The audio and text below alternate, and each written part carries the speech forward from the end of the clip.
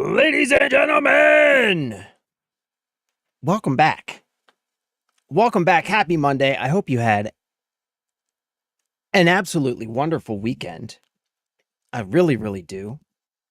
Happy mother flippin' Monday. It's actually a very happy Monday today. I have something to share. You know, you know that for whatever fucking reason, I complain about the weather a lot. I hate cold weather. God, I feel like you got to be getting you have to be getting sick of hearing me talk about this, but I hate cold weather. This winter in my part of the world where I live has just been absolutely fucking it's been awful. It's been awful. I've got my happy lights and like all this other stuff just trying to make it through the winter, but it has been just tremendously difficult, tremendously trying. It's been wearing on me physically, emotionally, psychologically. And it just will not go away. It is what is it? May 18th. May 18th.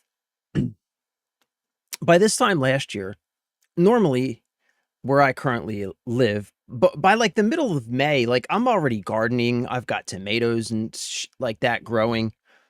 Um, not this year. Not this year. However, I am happy to report that today, Monday, May 18th, is the first day. Am I unmuted? Yes, okay. Jeez. I've done that like 7 times in a row recently. Today, Monday, May 18th, is the first day that I woke up in the morning and put on a pair of shorts and a t-shirt first thing in the morning as soon as I woke up because it was warm enough at 7 o'clock in the morning to put on shorts and a t-shirt. And let me just tell you, I could not be happier about that. I could not be happier about that. So I am feeling good today. I am feeling good. Got some other reasons to be feeling good about as well, which we're going to talk about here in just a second. But I am feeling good today. I'm energized. I just had a hot dog, so I got some calories in my stomach,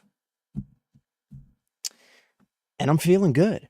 Mr. Jeff, what is up, my dude? Happy Monday to the crew. What's good, Husk? You know how it is. Just living the dream, brother. Living the dream, brother. I hope you had a wonderful weekend. Hope you got to play some games, do whatever it is that you wanted to do. That's the important thing about the weekend, right? Whether it's play games or just relax or whatever. I hope you had a wonderful weekend. And yeah, I'm feeling good, man. I'm feeling good. Feeling good. It feels like summer is finally on its way. I'm hoping we're going to have a nice long summer this year. We've got the baby. Hoping to introduce him to get him a baby pool and just, I love summertime. I like to spend time outside. Maybe we'll go do some camping or whatever. But yeah, I'm feeling good, man. Thank you. Thank you for asking. I'm feeling pretty good this morning, and I hope you're feeling good as well. I know that it's Monday. Monday's not necessarily the best day of the week, but it is a beautiful Monday. We live in a beautiful world for as troubled and just absolutely fragile fucking rock crazy as it is right now. We still live in a beautiful world. So I'm feeling good. So yeah.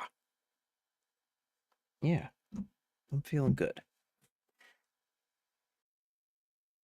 And I'm also feeling good for another reason, because as I'm sure that you already know, we are,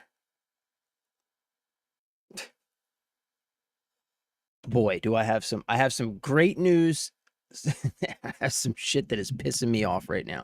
So we are just a little bit over 24 hours away from Lego Batman Legacy of the Dark Knight becoming playable on PC, which is very exciting. You guys know that I'm like super, super stoked about this game. But I'm also I'm also a little bit upset. So we'll go over all of it. Because yesterday we got what I think is probably going to be the final update, the final pre-launch update for Lego Batman Legacy of the Dark Knight, giving us all the information about launch windows, etc. And as I'm sure you know, there are two versions of the game. The standard version launches on May 22nd, which is still a couple days away, and the deluxe edition launches on the 19th, which is tomorrow. And yesterday, the Steam page for Lego Batman updated, and they gave us the sort of like the launch schedule for the game, the global launch timeline, as it were. So we're going to take a look at this. And as you can see, there are two different timelines. The timeline on the bottom is the full launch for the standard edition. And on the top is the deluxe early access launch. And as you can see here, there are two different launch windows for this particular title. We have a console launch window and we have a PC launch window.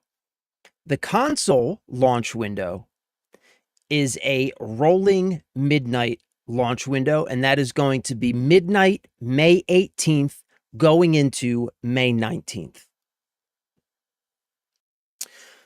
Which essentially means, depending on your time zone, this is midnight Eastern Standard Time, which is the time zone that I happen to be in. If you're on console, you can start playing Lego Batman Legacy of the Dark Knight tonight/tomorrow at 12 a.m. midnight, which is very exciting. However, if you are playing on PC, which I'm going to be playing on PC, you have to wait until tomorrow afternoon. And the launch for tomorrow afternoon, which is totally wonky, right? So the launch for console is a midnight launch based on Eastern Standard Timeline. The launch for PC is a 10 a.m. launch at the Pacific timeline, which is 1 p.m. my time zone, which means that because we chose to play this game on PC, we have to wait until 1 o'clock in the afternoon tomorrow to start playing Lego Batman Legacy of the Dark Knight, which, let me just tell you, pisses me off to an unreasonable degree. I understand I'm a grown-ass man and we're talking about a Lego game, but God damn it, why does the fact that I decided to pick up this game for my PC as opposed to my console, because I wanted to get the best performance possible, right? And my PC is far more powerful than my Xbox Series X. So I thought, we're going to play it on PC, you know? Why? Because I made that simple decision. Do I have to wait until 1 o'clock in the after fucking noon tomorrow, when if I had bought it on my Xbox, I would be able to start playing tonight? Gentlemen, we would be doing a fucking all-night stream. We would have been on at 12 a.m. Eastern Standard Time, playing into the morning. But no, we can't do that. We can't do that because we have to wait until 1 o'clock in the after mother effing noon tomorrow. You know, sometimes I wonder, why do I even bother playing games on a PC? What? Like, why? Why do I deal with it? Why do I deal with driver updates, expensive hardware, all the other bullshit, millions of different launchers that you have to manage? Why do I deal with all that? When playing on a console, always, for whatever reason, seems to be the better way to go. boys, we might just be switching back to Xbox is basically what I'm saying. We might just be switching back to Xbox. We might just ride this current PC build out until it becomes untenable. You know what I'm saying? Because I feel like I don't want to waste all the, investment that I have into the PC. We might just need to be, we just might need to switch back to, the Xbox. Liam, yo, what's up, my dude? Haven't seen you in a while. Glad to see you, bro. I'm for sure buying that. Yes, sir, brother. Yes, sir. I have already picked it up. Quick note for anybody who hasn't picked up Lego Batman yet. I can show you if you're picking it up. But I think it doesn't matter, PC, console, or whatever. You can save yourself a good deal of money picking it up on Green Man Gaming. I'm not sponsored or anything like that. This is just this is the site that I used, and I saved myself almost $20 on the deluxe edition. Really, like, the main reason I was able to afford the deluxe edition, because I really wanted to get the deluxe edition because I wanted that 3 days early access, and I wanted the, all the bonus skins, and I wanted the Joker and Harley DLC when it comes out. So I really wanted the deluxe edition, but at $90, it was like just out of my budget. But I found it on greenmangaming.com, and it looks like, yeah, it is only the PC version. It is only the PC version, but if you're looking to pick it up for the PC, you can save some money here. Again, not sponsored. I'm not, of course, I'm not affiliated with these people in any way, but pretty good damn deal. It's a pretty good damn deal. So there's that. Just figured I'd share that because I was able to save myself some money there. So if you guys are still looking and you're interested, that's definitely something to consider. Definitely something to consider. Yusuf Al-Falasi, what is up, my dude? Question, when are you going to be playing? We are going to be playing tomorrow, May 19th, as soon as the game goes live. So on the PC, the game goes live at 1 p.m. Eastern Standard Time. That's 1 p.m. my time. So that would be, in terms of the time, it is currently 11 a.m. my time. So that would be 2 hours from right now. Tomorrow is when the game goes live, and we will be playing the second it becomes playable. We will be playing. Abso-flippin'-lutely. Big and Tatted, what is up, my dude? Welcome back. Glad to have you. Hope you had a good weekend, brother. Rippo, favorite animal taint weapon? You seem immature. Nobody is listening. I mean, not to you. Why would we listen to you? You're a loser. What is that? Maximilian, because it is, bro. You don't have to compile shaders and all this and that. It just works. I mean, you're not wrong, bro. You are not wrong. You are not wrong. I'll be honest with you, man. Like, I gamed on my Xbox Series X like forever. I just recently switched over to PC gaming, like 6 or 7 months ago, and really switched over for this channel because it's just it's a lot easier, and it's a lot easier to stream from a PC, because you can do other things. You can bring up web browsers and watch YouTube videos and do all that stuff, and it's very, very easy to do on PC. So if you're going to be streaming, playing on a PC just kind of makes sense. But I was a console gamer forever, and I do miss it, man. I do miss how easy it is to play games on console. And for whatever reason, like, this isn't the only game where I've seen this happen. Console launch windows are often much earlier than PC launch windows. Like, I don't understand why that is, but it's definitely true. It's definitely true. I love my Xbox, man. I love my Xbox. I mean, shit, man. I game on my PC, but I still use my Xbox Pro controller. That's the controller we use every day on the channel. So, yeah, man. Yeah, but the one thing I don't miss, though, and this is, there are for sure caveats that come with whichever platform you choose. And one of the caveats that you do have to accept if you're going to be playing on console is performance. Graphical fidelity. I can play at much higher resolutions with like much higher tiers of visual fidelity, things like ray tracing and all that other stuff, all the different graphical bells and whistles.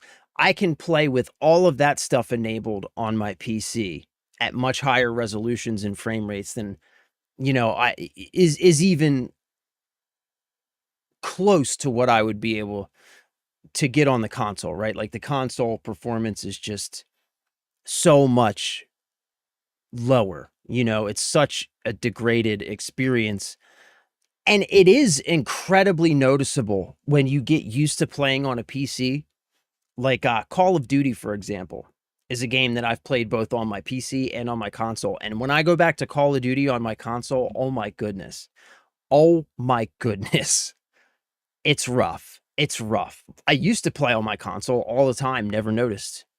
But after getting used to playing at like 120, 140 frames per second at like higher resolutions on my PC, going back to the console, even playing in the 120 frames per second mode, you know, it's just like, oof, it's rough. It's rough. So, you know what I mean? There's trade-offs. There's trade-offs. But, I mean, you're right. Console just works. That's what it's got going for it. Yeah, let's switch to Xbox and deal with lower frame rates. Yeah, I mean, that's the thing, right? Yeah.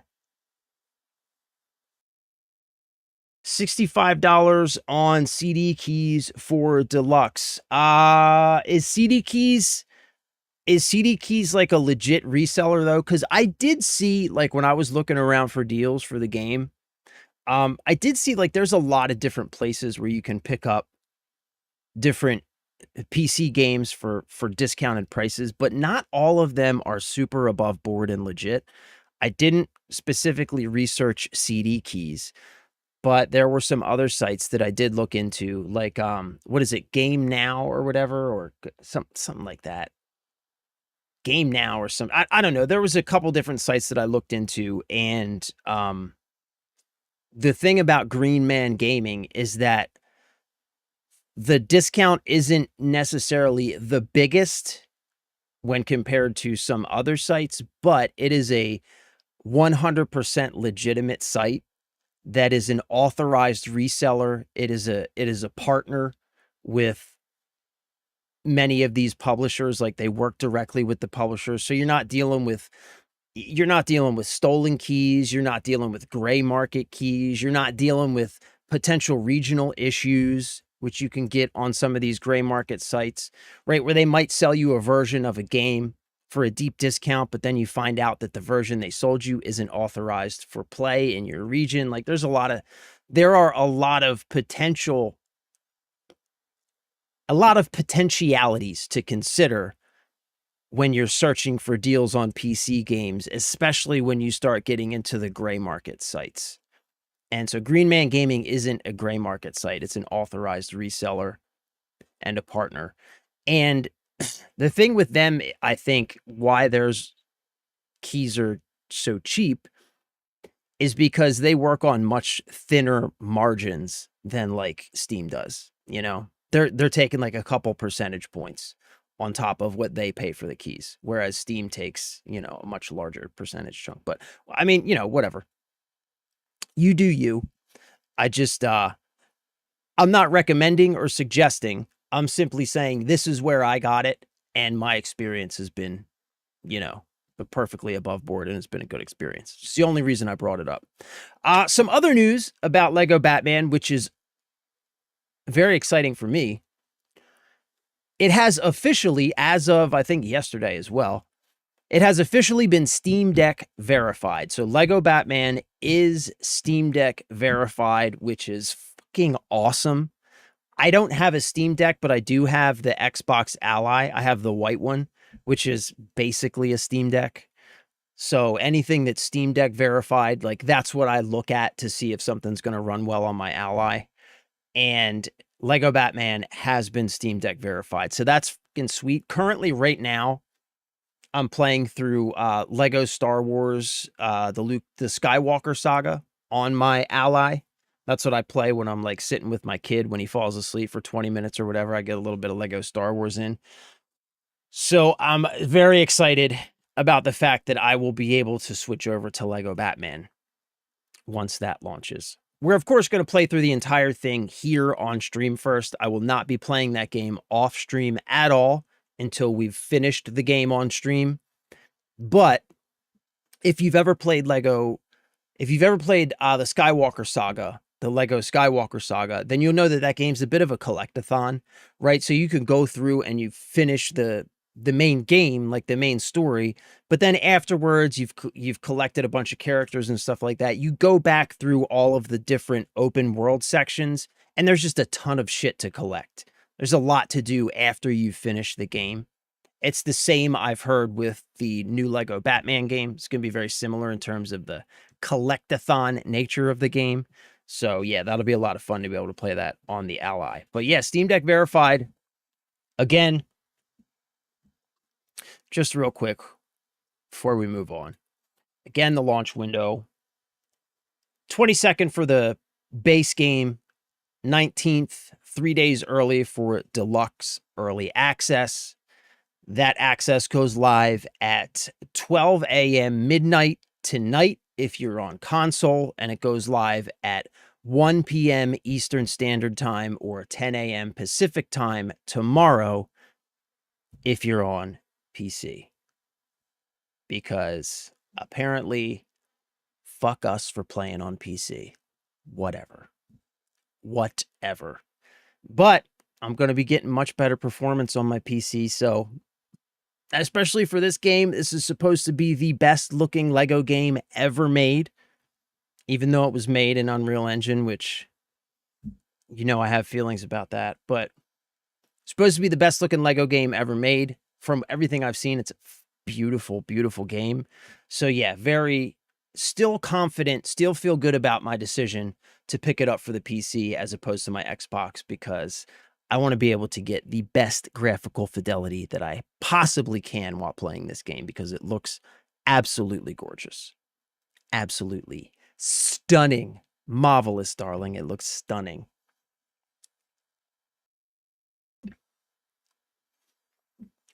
Try G2A. Yeah, I did. I looked at G2A as well. If I buy the deluxe edition, can I play today? No, again, we just went over those release windows. Depending on what platform you buy it for, it's going to be either midnight tonight or tomorrow morning/afternoon. I don't know, $70 for it. Yeah, I mean, for me, I paid like 70, what was it, $73 for the deluxe edition. But, you know, again, like, this is one of my, like, after Resident Evil 9, this is probably my second most anticipated game, I think, this year after Resident Evil 9. This is the game that I'm most excited for to play. And like, I've been excited for a lot of other games, like Crimson Desert I was pretty stoked for. But I'd have to say, like, if I had to rank them, Resident Evil's probably my #1 game this year. This is definitely, I think, #2 for me. So, you know, it depends on who you are, where your priorities lie. For me, I'm very excited about this game. So $70 for the deluxe edition was something I was willing to pay. The new Lego Batman looks phenomenal, says Carrie. I agree. I cannot wait to jump in. I really cannot wait to jump in. I do all that before I complete a game. Yeah, I do a lot of it before, like, I do a lot of it as I go to each area. I normally spend a lot of time in each area before I progress the mission. Because especially with, like, the Skywalker Saga, like, that game in particular, I don't know, like, it doesn't feel like a very cohesive game. Like, each individual place that you go to as you progress the story really feels kind of like its own little thing. Like, it doesn't feel like a very, like it doesn't always feel like everything is very connected, right? So, like, each time you go to a different planet, you know, like Alderaan, or, you know, like, wherever you go, like, each time you go to a different planet, and in that game in particular, it really feels like its own little thing. So I kind of do the same thing. I'll spend a long time in each location collecting a bunch of stuff. But then eventually I normally just get to a point where I'm like, "Okay, I'm ready to move on to the next area." And so I kinda, I kinda do a lot of it while I'm playing, but I usually, like, get bored or fed up with, like, one area after a while, and then I just move on. And then I go back through after I finish the game, because then I can just pop around to all the different locations, you know what I mean? So that's kinda how I do it, but I get it, I get it. That's definitely a good way to do it as well. This game, way better than Skywalker. Adrian, that's what I've heard. I have heard that this game basically from, like, a lot of the, like, the big streamers and content creators got early access, so all their reviews started coming out, like, last night and this morning, so I've watched a few of those, and that's been kind of a common theme that I've been seeing is people are saying that, like, it takes the things that really worked well about Legos The Skywalker Saga, and it refines those things and makes them better while kind of casting aside the things that didn't really work well. Like, for example, the fact that, like, one of the things about Skywalker Saga that always sticks out to me is that it just doesn't feel like a cohesive experience. You know what I mean? And I know it's a whole lot of it's like 6 different movies or 9 different movies all crammed together, like, I get it, but it always just felt like very patchwork to me, like, the things that I was doing always felt pretty random in context of the overall game, and apparently they've improved a lot on that with this game by giving us Gotham City to run around in. Everything feels like it's all kind of part of one big story. Apparently there's, like, some better direction in terms of, kinda like, I don't know, like, where to go and what to do next, and so, yeah, I've heard the same thing. I've heard that it takes everything that Lego, Star Wars Skywalker Saga did well and improves on it and gets rid of all the crap that it didn't do very well. Because I do really like that game, but there are a lot of things that it didn't do very well, I think. Also, like, the amount of characters that you collect in that game is just kind of, like, ridiculous. Like, it's I think it's literally, like, a couple hundred characters that you collect in that game, which, like, I get it is part of the experience, but I don't know, man, like, when I heard that there were gonna be 7 playable characters in Lego Batman, that was I felt a relief. Like, I was like, "Good." That just to me sounds so much more manageable. Like, give me fewer characters, but make them unique in little ways. Make them play a little bit differently. Even if, like, the main combat system is very similar between them. They have different gadgets and can do different things, and I very much prefer that. I very much prefer that approach. I need a Switch 2 release date soon. Yeah, unfortunately, no news on that yet. No news on that yet. But, I can't imagine I cannot imagine that it's not gonna be within, like, I don't know, the next couple of months. I just can't imagine them waiting that long. I would think that what you're probably looking at is now that the base game is done and it's being launched on the PC and the consoles, what you're probably looking at is additional optimization that needs to be done in order for the game to run well on the Switch 2, and that's probably what they're working on. So, depending on how much is really needed and how difficult that is, that's probably what we're waiting for when it comes to the Switch 2. But, yeah, I would love to see it come to the Switch 2. I would love to see it come to the Switch 1, but I mean, given that it's Steam Deck verified, I mean, it's gotta be pretty close already, right? What do you think of their choice of characters for this Batman? We just touched on that, Carrie, but I support it. I support it. I think they have, like, one, again, just like to reiterate, I really, really prefer the much smaller roster, but a more unique character in each of the playable characters, right? So we got a much smaller roster, but each character has their own voice lines, has their own personality, has their own cutscenes, right? So each character is their own actual character and not just a minifig, which in Skywalker Saga is very much, most of the characters were just minifigs. Some of them had like a very small collection of voice lines or sound effects, or they all had like sound effects or whatever. But it was mostly just a skin swap, right? They all pretty much did the same thing. I very much prefer what we've got here, where each character is their own character with their own voice lines and stories and all this other stuff. They all have unique gadgets. They have skill trees for the gadgets. So like each character has their own specific things that they can do. They have their own progression systems. I very much prefer that. And the characters themselves, I mean, I think are obvious, but are good choices. You know, Batman, Robin, Catwoman, Commissioner Gordon. Like, you know, I think I really like the direction they took with the characters in this game. What time will I be able to play it in Texas? I mean, what's your time zone, bro? You can look right here.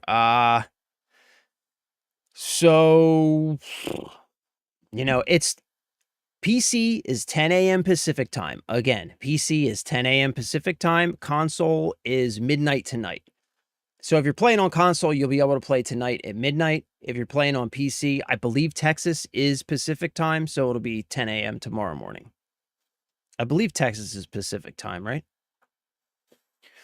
It's $65 on loaded for the deluxe, says One Man Show. Kevin, is it worth $70? That's a very hard question to answer, my friend.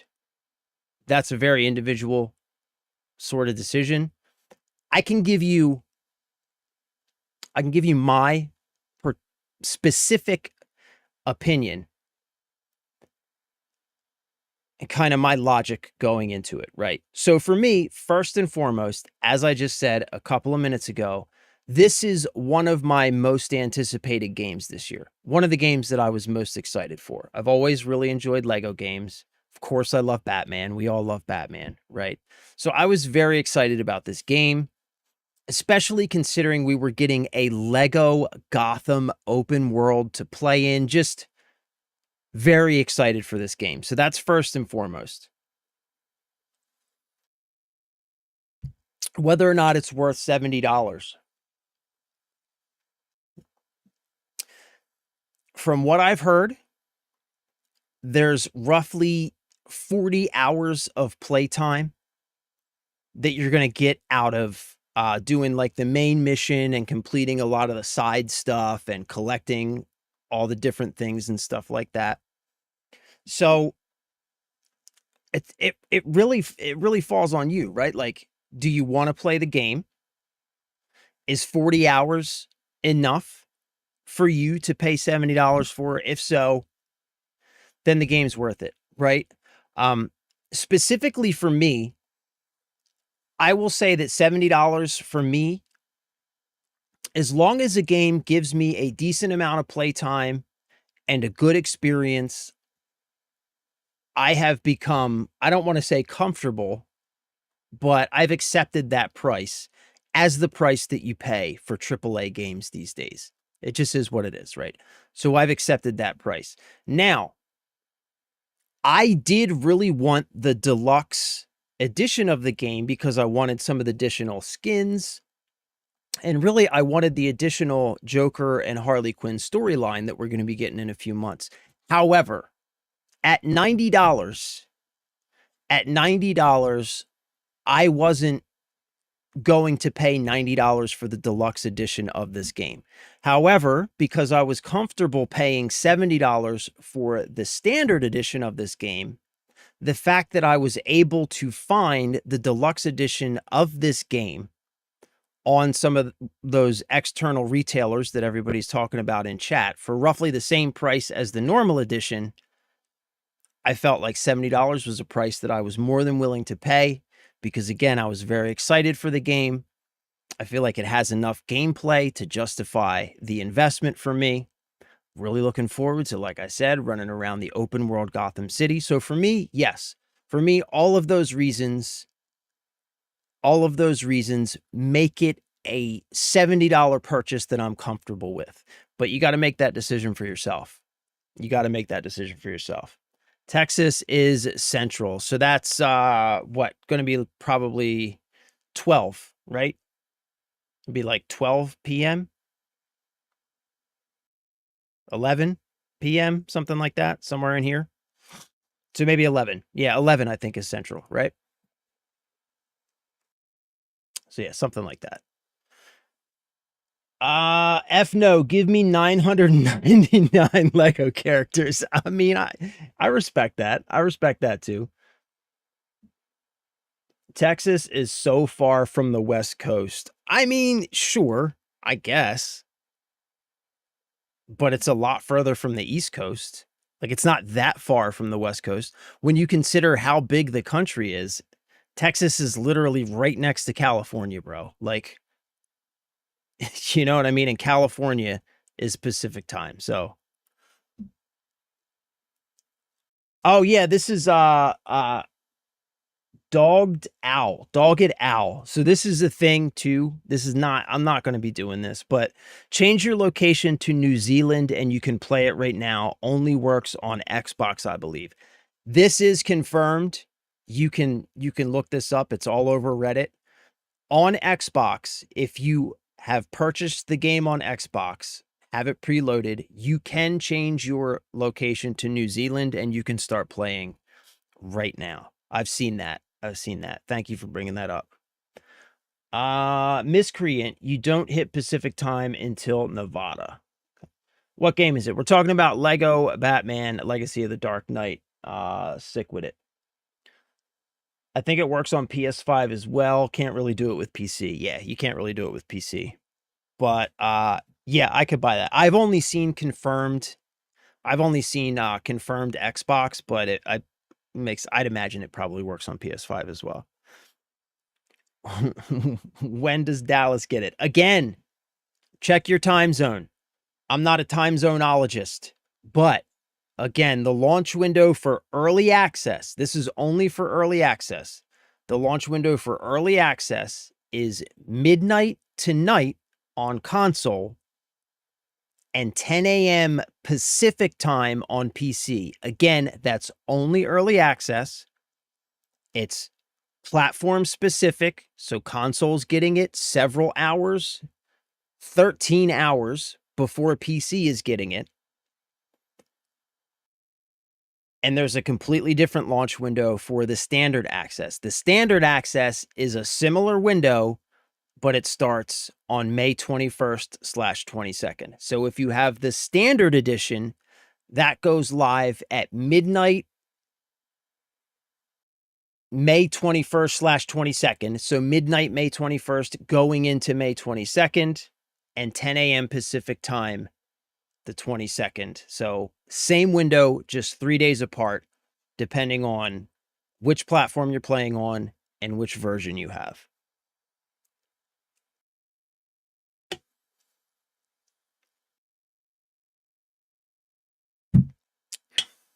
So yeah. Personally, I'm stoked. I cannot wait to play. I'm a little, I'm a little miffed. That I have to wait until 1 p.m. my time. Because I'm playing it on PC, but it is what it is. I did consider, like, we talked about this Friday, because Friday I still hadn't picked up my copy, right? Because I still hadn't decided what I was doing. I was considering for several days, I went back and forth about whether or not I was going to pick it up for the PC or get the physical version for the console. There were two reasons that I decided to go with PC. The first reason is the most obvious, because like I said, I just am not in a position where I could pay $90 for the deluxe edition on the console, and there's no way for me to get it cheaper that I could find. So I would have been paying $90 to get the physical copy for my console because I definitely wanted to get that early access. That was a really big thing for me. That's like the main reason I wanted to get the deluxe edition. So that's the first and the main reason is just the price. $90 is just too much money for me to be paying for a game. The second reason is that looking at the system requirements for the game, I knew that I was going to be able to get much better performance on my PC than I was going to get from my console. Those were the two reasons that I decided to go with the PC over the console. And I got to tell you, I still don't know if I made the right decision because, damn it, 13 hours is a long time, bro. 13 hours is that's like more than half of a day. That's half of a day plus 1 hour. That's a lot of time. That's a lot of time. I don't know. Whatever. It is what it is, right? We're here. We're here. It is what it is. Also, 1 million wish lists on Steam, which is pretty exciting, man. I'm looking forward to seeing the numbers for this game. I hope it does well.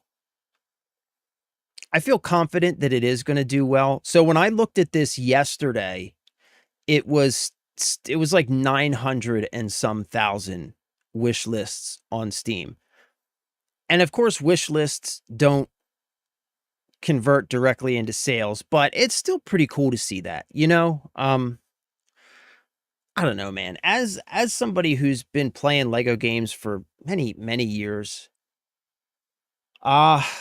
it's, you know, I don't know, man. Like, of course it's a company and they're just making a bunch of money. So it feels kind of, I don't know. It feels a little bit weird to kind of be a cheerleader for a company making dump trucks full of money. But on the other hand, it doesn't feel weird to be a cheerleader for something that I really enjoy and I'm passionate about. And I don't know, man, it makes me happy to see this number. It really does. Because I do really enjoy these games. I would love to be able to be playing them far into the future. I just had a son. He's 5 months old. You know, so I'd like one thing that I think about a lot that I really look forward to is the day when he gets old enough to start playing video games and to start playing games with my son. And these are exactly the kind of games, right, that you be playing with your kid, Lego games and, you know, Mario games and stuff like that. So it makes me happy to see this because in my mind, I can picture a day when I'm playing the latest Lego game with my son. And in my head, when I picture that looks like a really good day. So, you know, I don't know. I think that's cool. I like it. I'm glad it seems to be doing well so far. I'm glad to see all the hype around it, and I hope it does really well.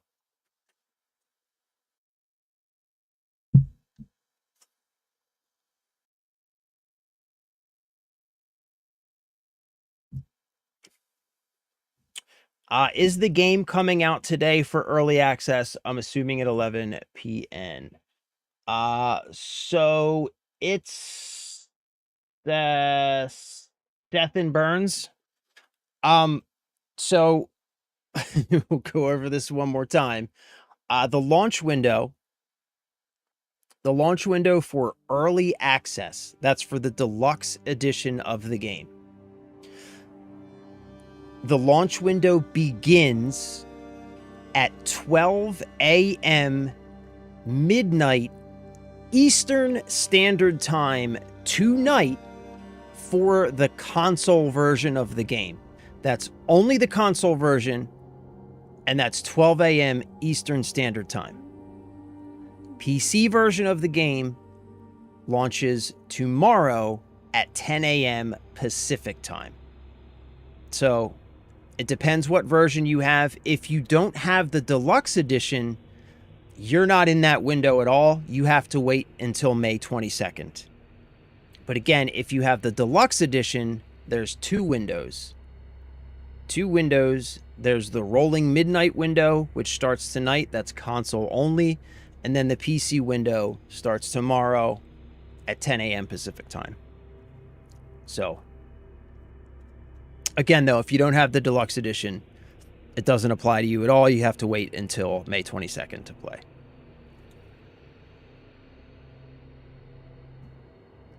Bron Glazer, I already beat it. I mean, I doubt that, but if you did, congrats, buddy. I'm happy for you. I'm buying it tomorrow because I probably won't have the money day one. Yeah, that's legit, bro. That's legit. That is legit. Because it is an expensive game. I mean, $70 base price for the base game. Games aren't cheap these days, man. $90 for the deluxe edition it's a lot of fucking money, man. That's a lot of money. That's why, like I said, I had to go to one of those third-party sites because I just could not. There was no way I could pay $90. I just couldn't do it. Even $70 is a lot of money, but, you know, given that it's one of my most anticipated games, it was just, you know.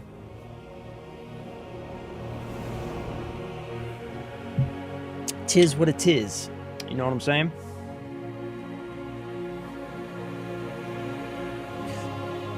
All of that said, though, we'll say one more thing for anybody who's not clear on this. So,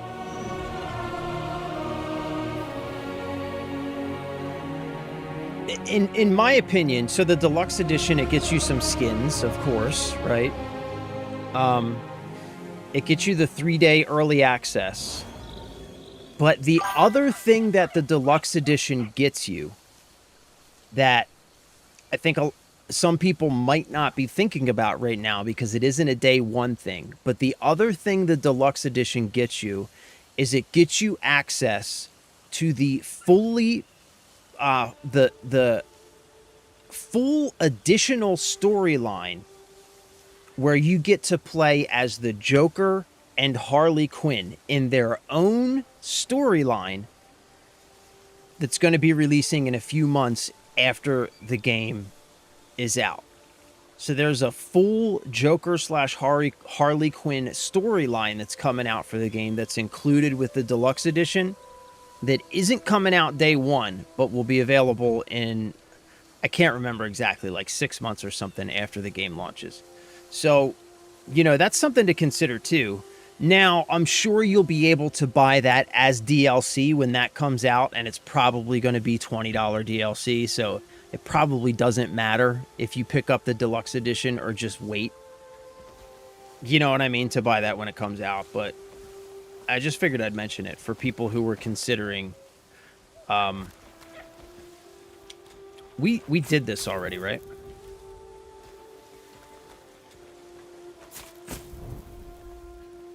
Yeah, we did this on Friday.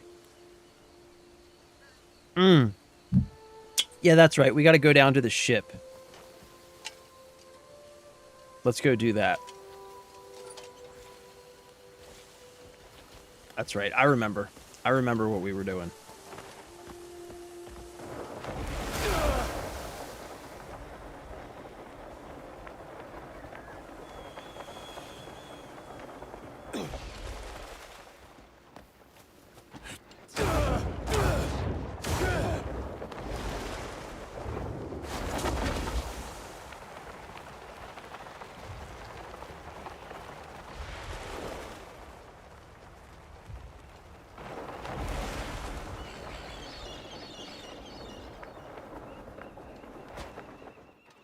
Right.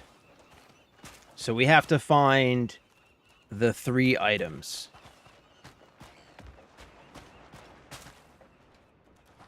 That's right. I remember. We got squashed by the ship last time. That's what happened. So we got to pick this thing up. What game? Silence X3. We were talking about Lego Batman Legacy of the Dark Knight. Yeah.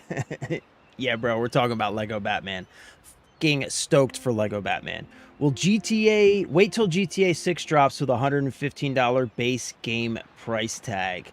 Yeah, big and tatted. Didn't they say though that they were shooting for an $80 price tag for GTA? Hold on. I'm pretty sure they said that, right? Man, I got a bunch of crap open. Let's close some of this stuff. I don't need all this crap open, hogging up my performance.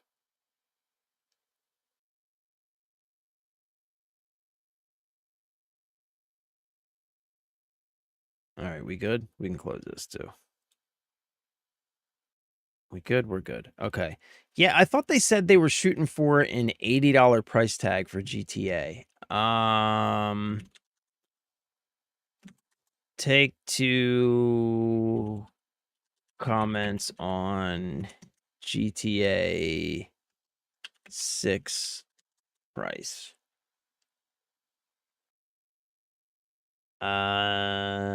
Okay, so Take Two Interactive has not commented. Somebody did though. Oh yes, I think Strauss. No, not who. Somebody commented. Maybe it was Rockstar. It's on GTA 6. Somebody said something about this.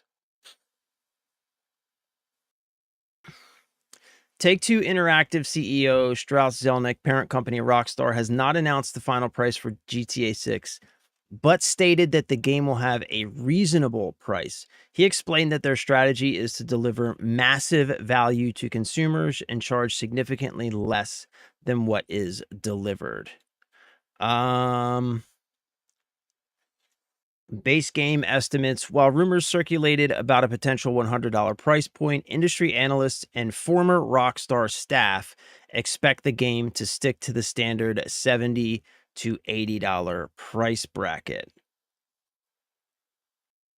Zelnick's perspective. Zelnick noted that when factoring in inflation, major new releases have actually come down in price over the years compared to older generations. He emphasized that consumers need to feel that what they buy is amazing and the price they are charged is fair. And he's right about that. We've had this conversation on the channel before. $70 is a lot of money to pay for a game, but like back in the 90s, when we were buying games for like the Nintendo 64, I believe Ocarina of Time was $59.99 when it launched. I think it was $60. Ocarina of Time launch price. Yeah, $59.99. So Ocarina of Time launched in 1998. The standard cartridge cost $59.99 in the United States. So when you compare that to inflation, games are cheaper now, base price, even though they're more expensive in dollar value, because we have a corrupt government full of thieves. We deal with substantial inflation. Because of that inflation, $70 is less value than $60 was in 1998, right? So that's absolutely true. But there's a second part to that statement. And the second part to that statement is that in 1998, when you bought a game, you got the whole game for whatever price that game sold for. Nowadays, when you buy a game, a lot of the time, what you're buying is a key to the door. And then when you open that door, there are a whole bunch of additional doors. And each one of those doors costs money as well. Right? So that's the second part to that conversation. The third part to that conversation is that PlayStation 1 games, like games on disc, were substantially cheaper than Nintendo 64 games, which came on a cartridge.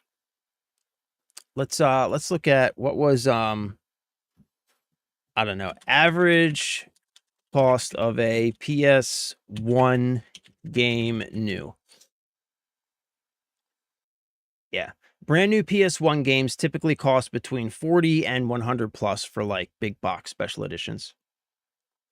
When originally launched in the 90s, they cost $40 to $60. Today, the market for sealed new vintage gauge, blah, blah, blah, blah, blah, blah, blah.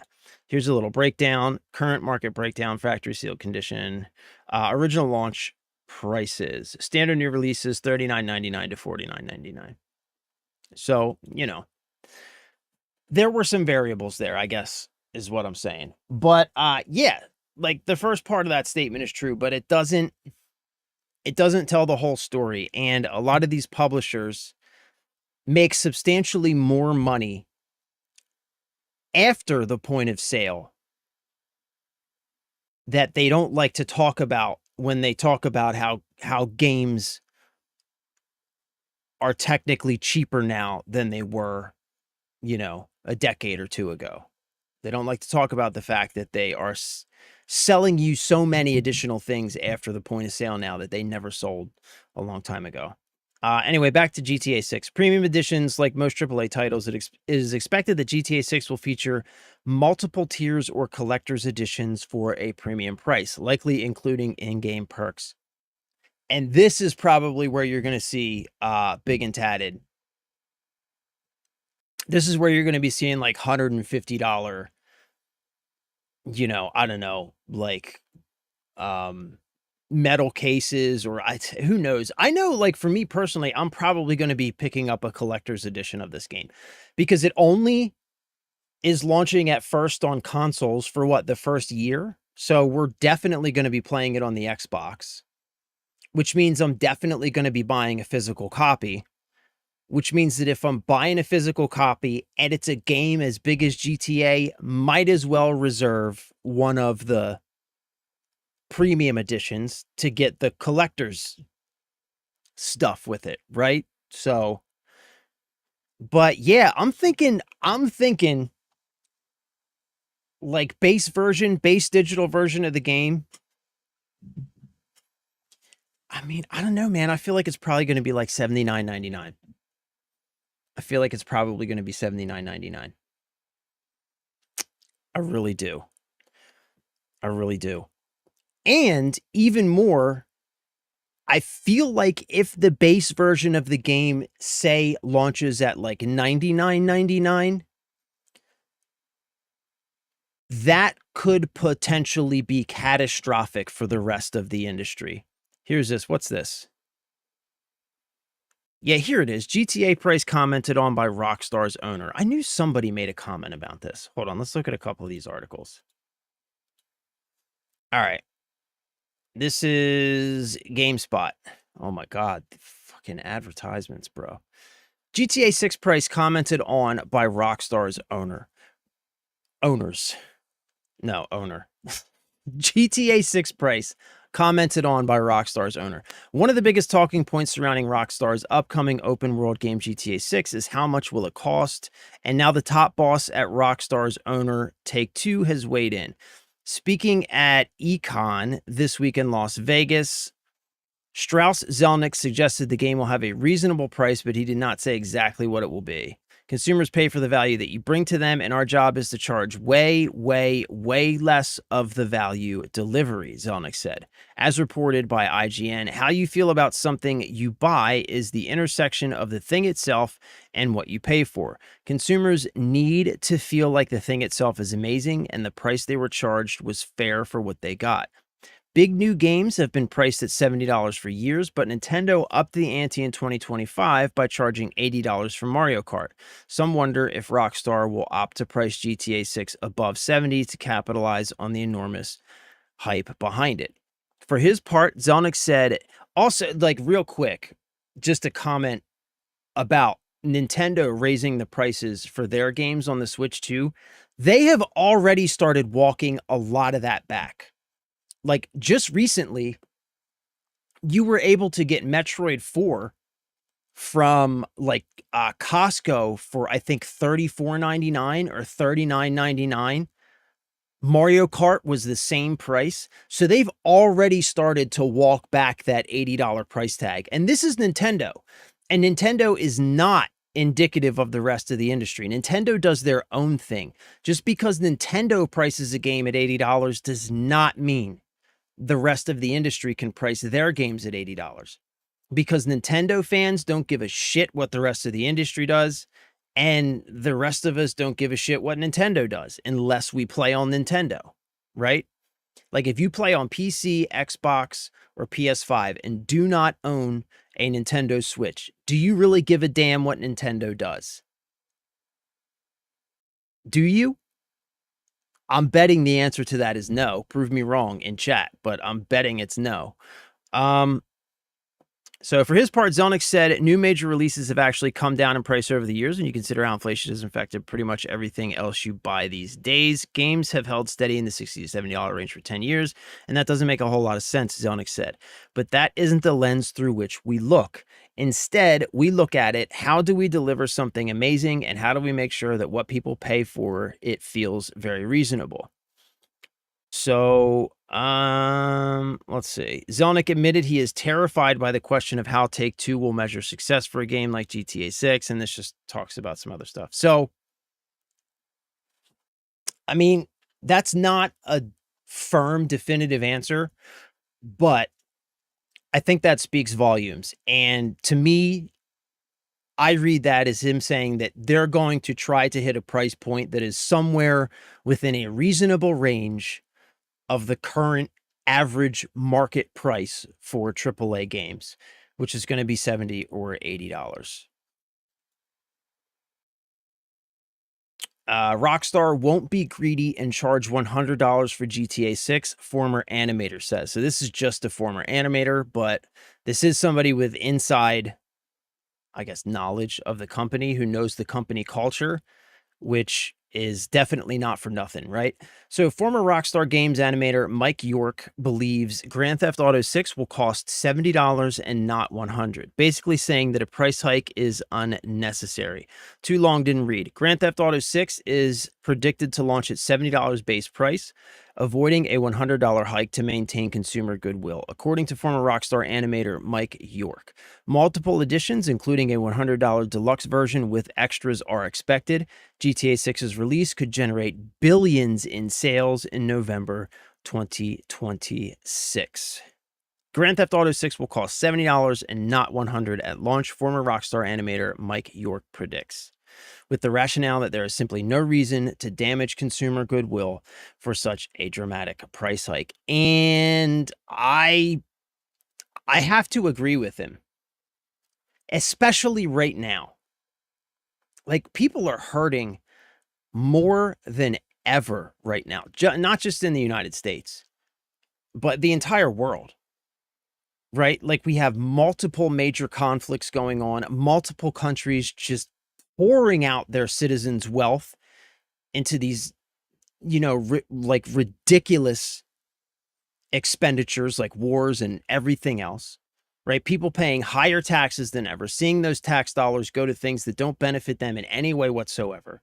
The middle class across the globe being squeezed more than it's ever been squeezed before, to the point where it feels like it's going to pop at any moment.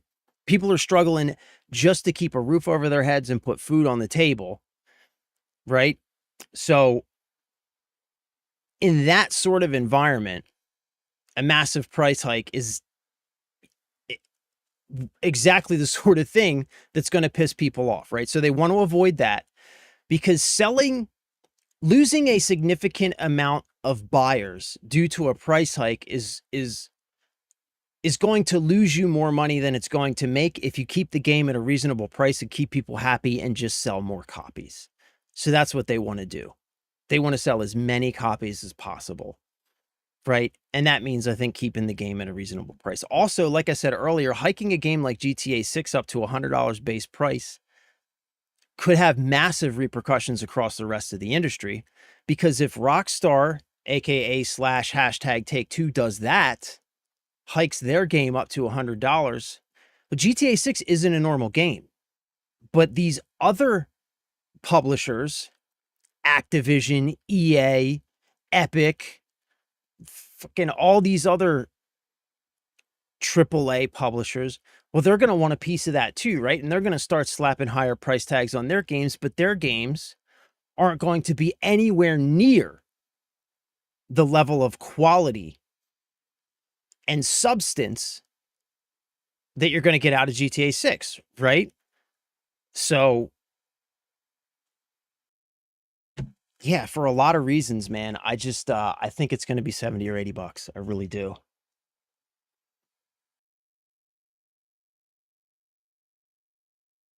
I feel they're going to be 90 to 100 and they're going to fall back on microtransactions, but in turn charge higher to compensate for it. I think it will change the higher drop. I think it will charge the higher drop base price. Yeah, I mean, I guess we're going to have to wait and see, bro, but yeah, I have a feeling. I think 80, I could see it being 80. You know what I mean? Like I could see it being 80. But 100, 90, I just feel like as excited as people are for GTA 6, I just feel like there are going to be people out there who simply aren't going to pay $90 for a game, right? Because think about GTA 6 and the number of copies that they need to sell to just break even on that game, even at $100, right? Like what is the I don't know how much they've put into development, but what are the development cost estimates for GTA 6? It's like billions of dollars. Yeah.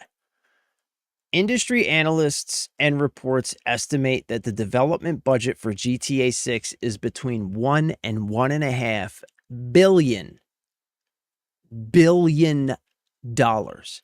This staggering total makes it the most expensive video game ever produced, with some estimates even approaching 2 billion when factoring in post-launch support and extensive global marketing.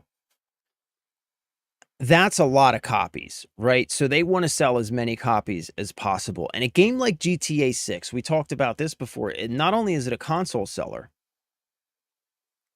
but it's also a console duster, right?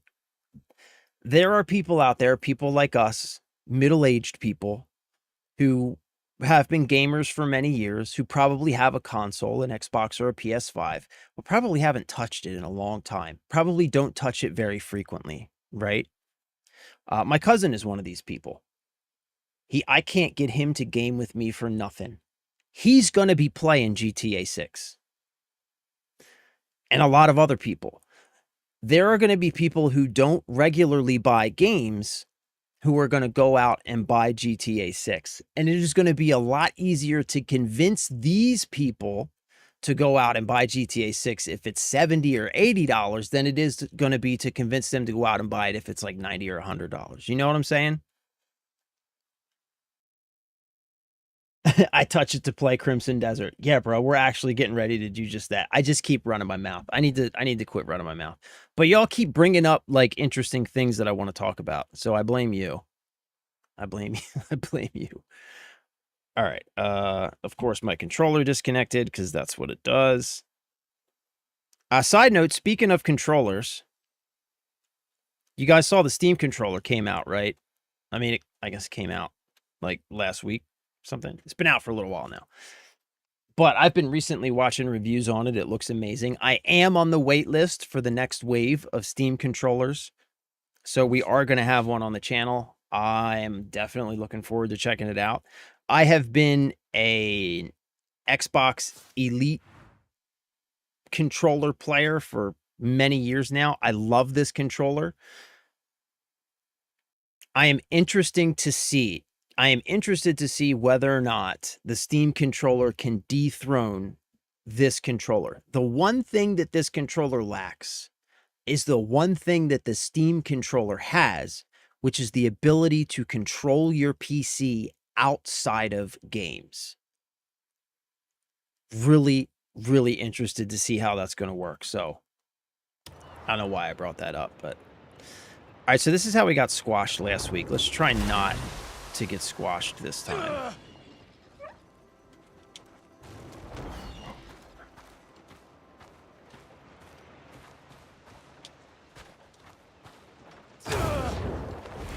Yeah, baby, we made it.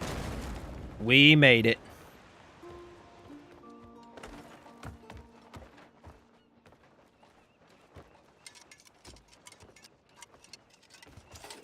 Alright, so there should be something in here, right?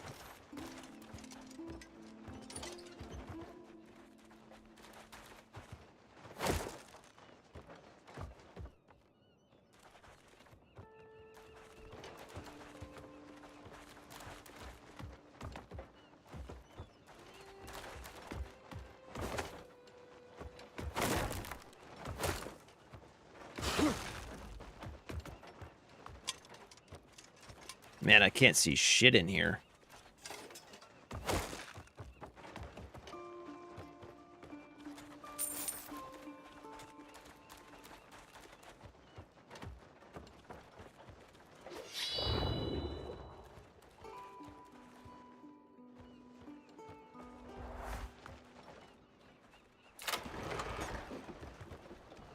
Okay, that's open now.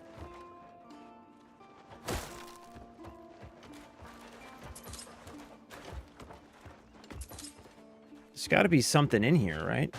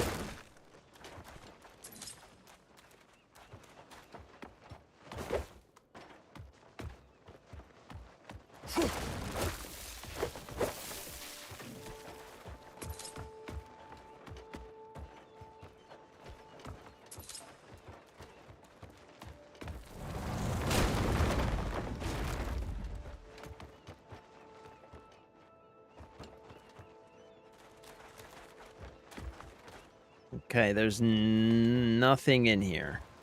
It doesn't look like.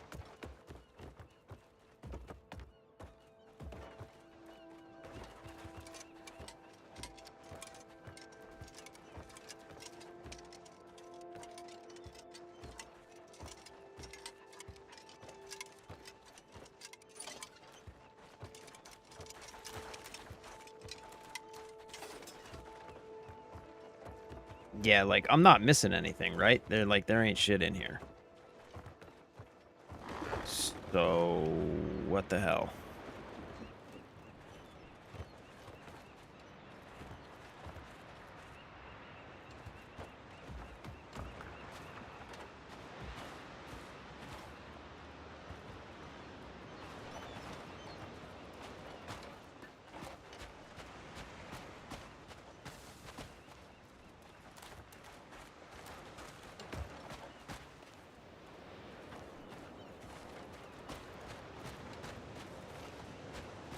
Ugh, look at all these nasty crabs. Look like little spiders, man. I hate them. Ugh, God. That is fucking creepy crawly, bro. Ooh, they're blue crabs. Blue crabs are delicious. Come here. Oh, I don't want that.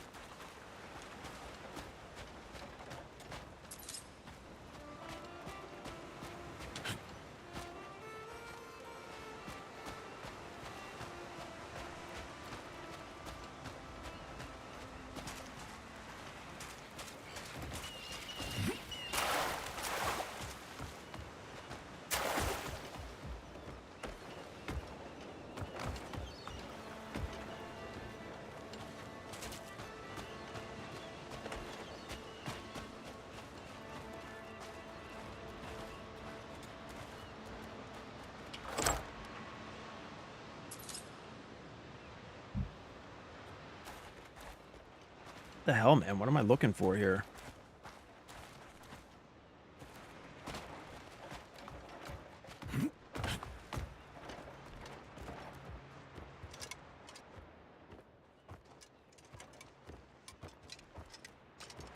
Retrieve the items. Okay.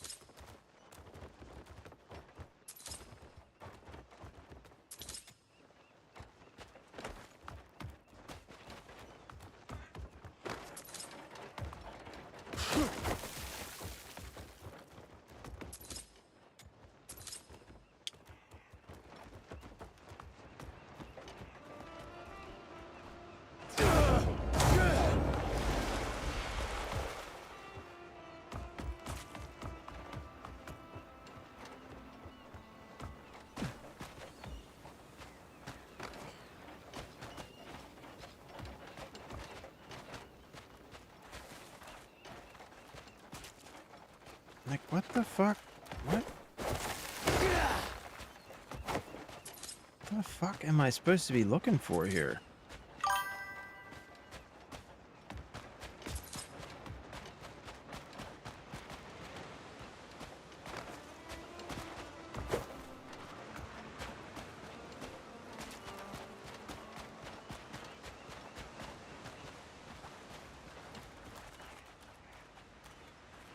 There ain't shit here, man.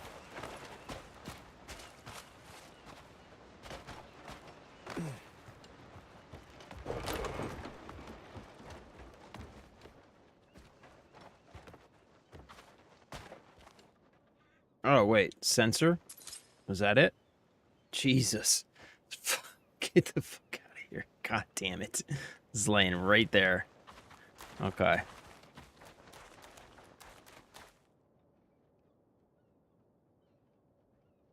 Can't wait for Lego Batman. Yeah, me too, bro. We just talked about it for like the first hour of the stream. I'm so stoked for that game. So I'd have to say that, like, my list of games that I've been most excited for this year, Resident Evil's probably number 1. Lego Batman's probably number 2. Crimson Desert's definitely on that list, but I didn't really know anything about Crimson Desert. I just knew it looked really cool, so, you know. But yeah, probably Resident Evil, which turned out to be phenomenal, and then Lego Batman. GTA 6 definitely would be up there in like the number 1 spot, but whether or not that game's actually going to release in November, I still feel is pretty freaking questionable, so I'm not even putting that one anywhere. Amazon says they're delivering Wednesday, unfortunately. Oh, no. Did you get the base or deluxe version? Base or deluxe, Kev? What you're looking for is outside. Okay. Not the crabs being insulted. Under the boat. Okay. Deluxe. Damn. So you're getting it a day late. That sucks, man. I'm sorry to hear that, bro. I am. I'm sorry to hear that, man. All right.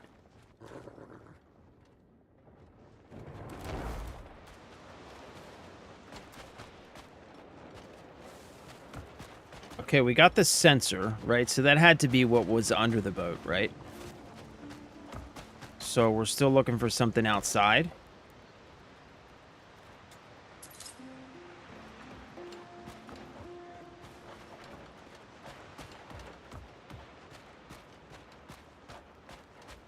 Yeah, I picked up a digital copy from Green Man Gaming for my PC. They still haven't sent me the code yet,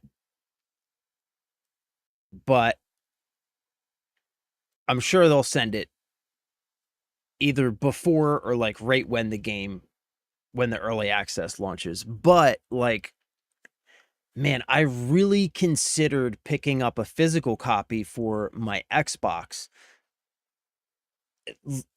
Like, one of the main reasons I didn't, though, is because I just $90 for the deluxe edition. As much as I wanted to get a physical copy, just like being able to get it for $20 cheaper on the PC was just it was too hard to pass up. But having said that, now that I know that had I picked it up for the console, I would literally be able to play starting at midnight tonight.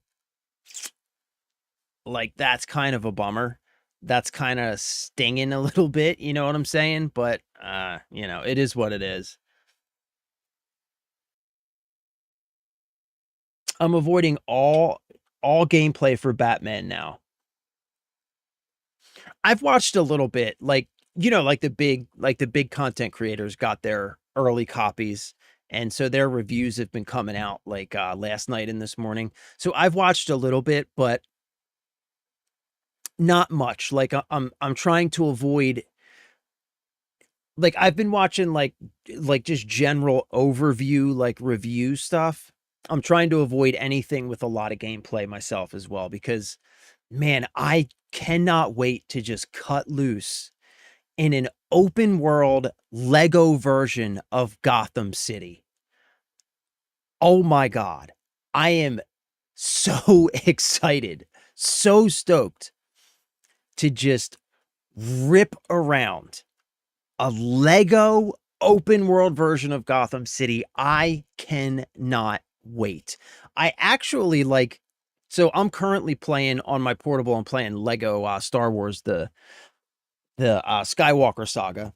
You know, just getting geared up for Lego Batman. But I've also been playing a little bit. I started going back and playing Arkham Asylum and a little bit of Arkham Knights, just just because, like, oh my God, man, I'm just so freaking pumped. Got it for my PS5 instead of PC. Yeah, man.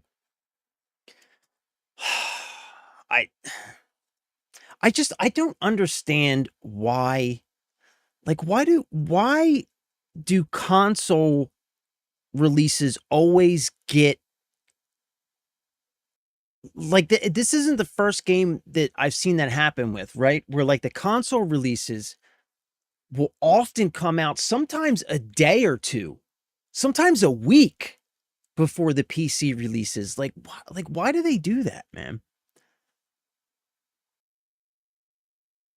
I want to go in blind so I don't listen to their review just in case I get disappointed by what they say. That's legit, man. I respect that, dude. Like, don't let yourself get tainted by somebody else's opinion. I 100% respect that, because it's definitely possible. I've had that happen to me before where like I'll be really excited about a game and like I'll watch reviews and stuff for it, and I might get like a negative sort of vibe on the game because of something somebody else says. And then I'll go in and I'll play the game, and like I'll realize that I'm looking for that thing, like whatever that negative thing is they said, like I'll be on the lookout for it just because they mentioned it, where if I hadn't have had heard it at all, I never would have been looking for it and probably never even would have noticed it. I get that, man. I get that. Yep. Yep. I totally get that, man. It happened to me, I think, a little bit with Crimson Desert, actually, because Jeff can attest. He was here when Crimson Desert went live, and those first couple hours, like, I think I went in expecting the experience to be like a little bit rough around the edges and stuff, and so I almost feel like that made me notice and react to those things maybe more than I would have had I not kind of been like pre-exposed to expecting that. But we got through it, and now I fucking love this game. So, you know, glad we got through it. But yeah, man. Yeah, that's legitimate, man. I get that. I totally get that.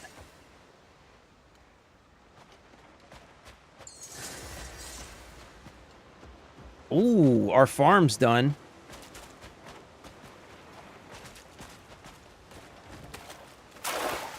All right, man. This is like gotta be freaking around here somewhere. This is crazy.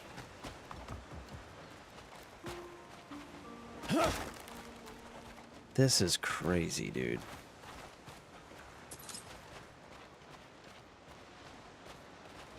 They got me walking around here looking for little shit laying on the ground.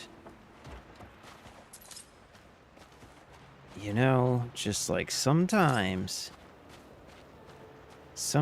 I think to myself, what the hell were you guys thinking with this one?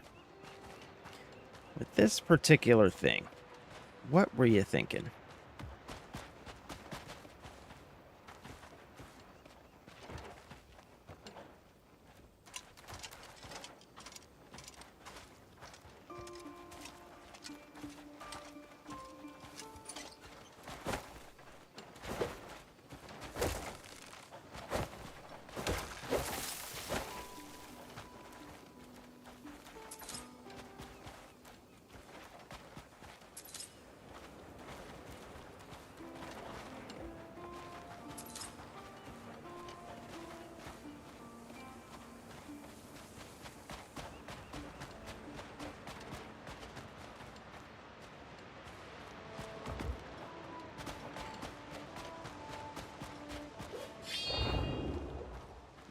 At least, like, light it up so that I can see it with my flashy sword.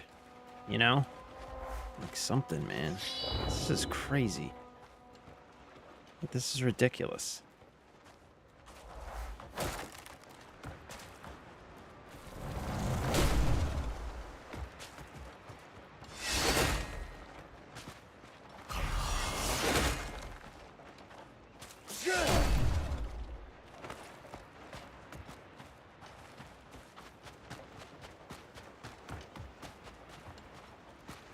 Oh, wait.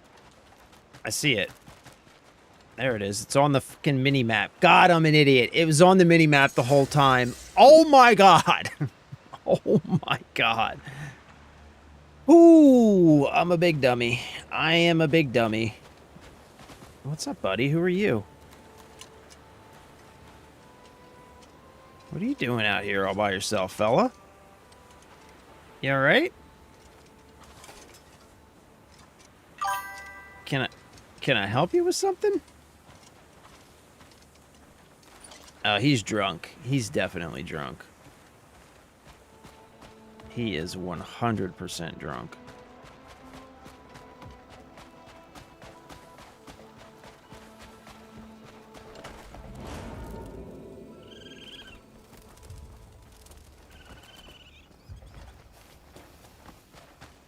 All right, let's just take a little look around here. What's all this stuff built on the side of the cliff here?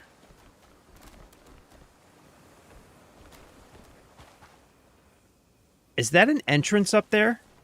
You guys see that? Is that an entrance? No. I don't think it is. Mini-maps do help you find things. Yes, they do. Kev, I do not play about Lego Batman. My fucking dude. My dude. I feel you, bro. Lennox, where is that cloak from? All right. Okay. So this cloak is the Sky Blazers cloth cloak. And it comes from... What the hell does it come from? It comes from here.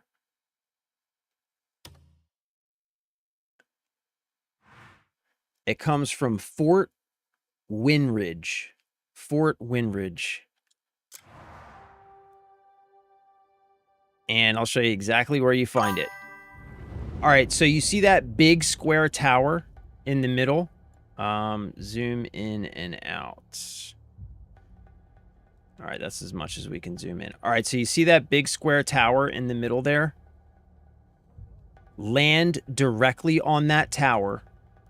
And when you land on that tower, the big tallest tower in the middle, you're going to see there's a flippy door in the floor. Flip through that door, you'll fall down into a room with a chest, and inside of that chest, you will find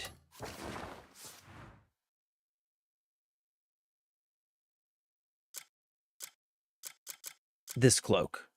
The Sky Blazer cloth cloak. That's exactly where you'll find it. Hero Dinell. Yes, this is Crimson Desert. It's all good, Kev. It's all good. Honestly, if it wasn't for chat, like 90% of the shit that I get done in games, I wouldn't never figure out for myself. I am a little bit of an idiot. I love video games. Never claimed to be very good at them. I don't know. I had been watching the mini map and I definitely wasn't, it definitely wasn't showing the whole time. Okay, so maybe it wasn't just me. Or it could just be Jeff trying to advocate on my behalf because Jeff knows that I'm not the sharpest tack in the box.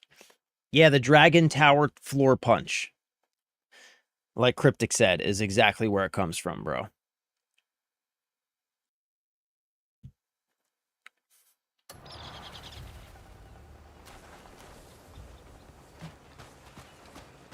All right, I just want to investigate this area for a minute, and see if there's anything interesting, like caves or anything that we can go into.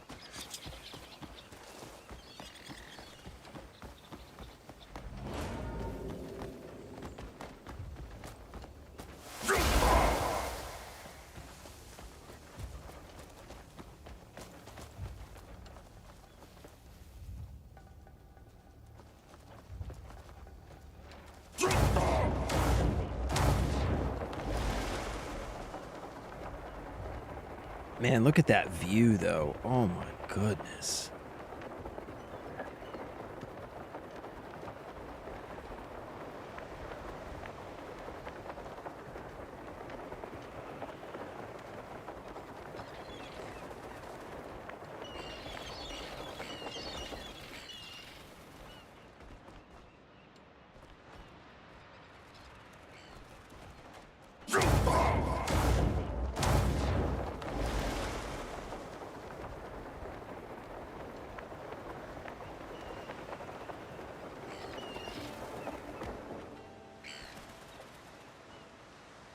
I'm not seeing anything.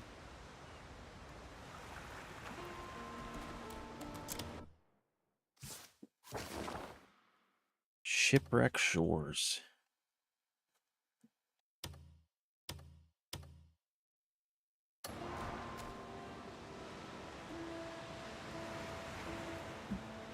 Oh, we didn't check the waterfalls yet, though.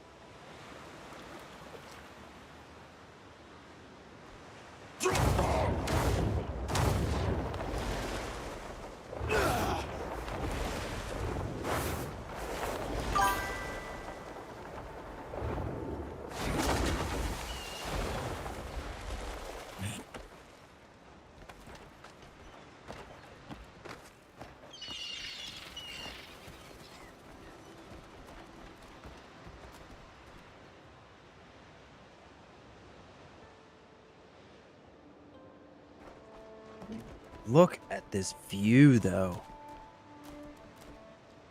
This game is just so gorgeous, man. God, I love this game. I'm telling you, in my opinion, this is just my opinion, but in my opinion, Crimson Desert is currently, I'm going to say, GOAT of single-player open-world games. Greatest of all time. It has to be. It just has to be. It's just too beautiful not to be. Bubba, this is Crimson Desert. What I love about this game is instead of leveling up to get strong, you have to play around with gears and armors. Yeah. Yep. Yeah, I like that too, man. It's like that, what's it called? Horizontal progression. I mean, there's definitely some verticality to it because you have your skill tree that you build out, but yeah, I like that too, man. I do. It gives it, you know what it does? It gives like the whole world sort of a balance. Like, of course, if you go back to Hernand after you've got really good gear and stuff, just the general, like the mobs, you know, that roam around the area, the bandits and stuff like that are of course going to be easier, and you go into later level or later areas and they're going to be a bit stronger. But like in general, it keeps just kind of like that window of power creep. It keeps it so small and contained that no part of the world ever really feels irrelevant. You know what I'm saying? And I really like, for an open world game, that's the way to go, because you don't want whole sections of your big, beautiful open world that you put all this time and effort into creating. You don't want like whole sections of that to just halfway through the game just become not worth even visiting. You know what I mean? And this game handles that really well with that horizontal progression system, so that it always feels like there's a good reason to be places. There's things that you can find there, things that you can do. Like, we could go back to Hernand right now, which, I mean, we're not even far from Hernand, so, you know. But you know what I mean? Like, we could go, like, right back to the starting city right now, and, like, I got a ton of stuff to do around there. And all of it's worth doing, you know? Yeah, man, I'm with you on that. I'm with you on that. I think that's the way to go. I really do. I think that's the way to do things.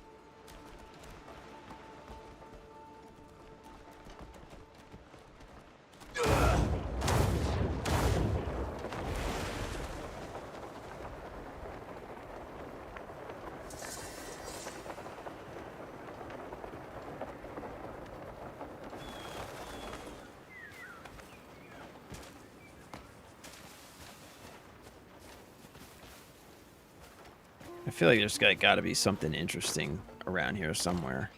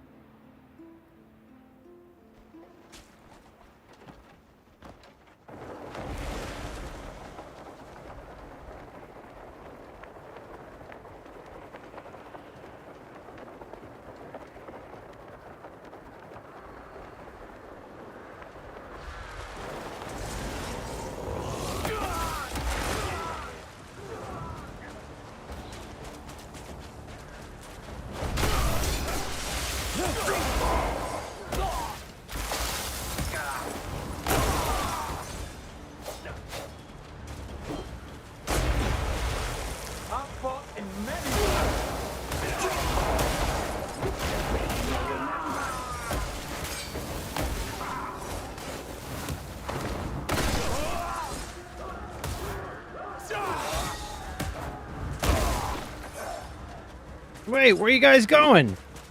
Fellas, where you going? I thought we were hanging out. Guys, wait.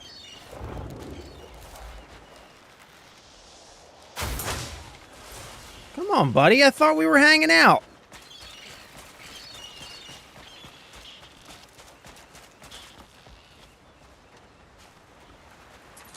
Thanks, Daryl. Good job, buddy.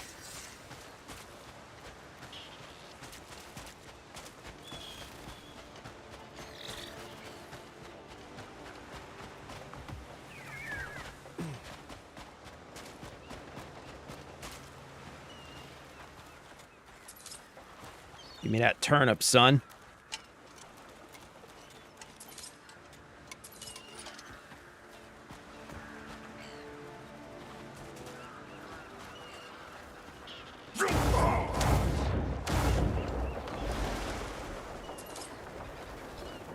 Well, I mean,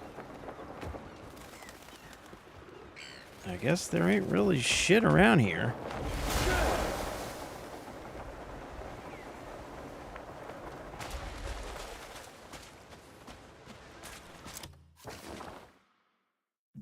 All right, let's go turn in this quest, I guess.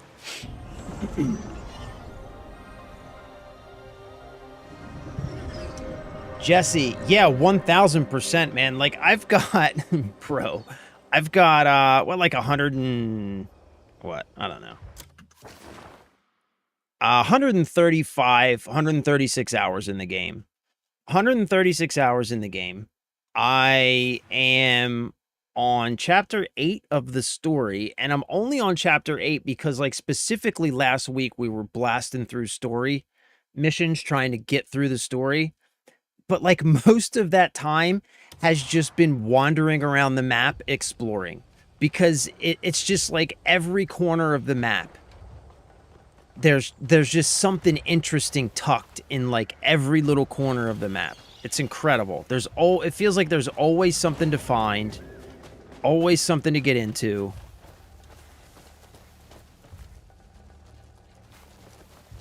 All right, so yeah, I think we just do this.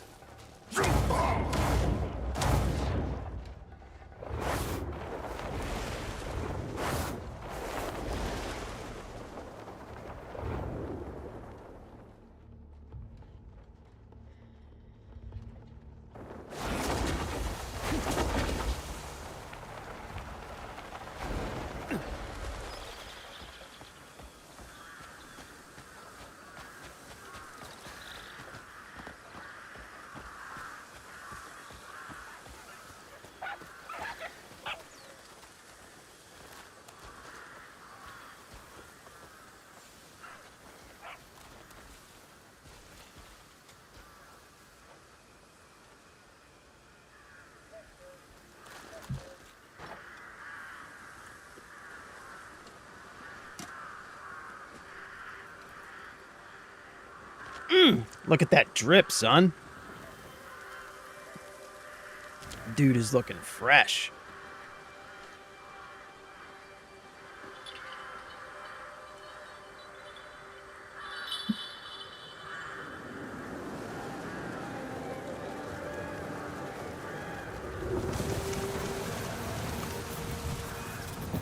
The wind sounds sorrowful. Yeah, that's deep, Cliff. Yes. It calls from the hilltop fort. My sister Wusa is of the Wudo school. She commands the wind and rain. The wind can always find its master. Yet it carries the scent of blood and steel.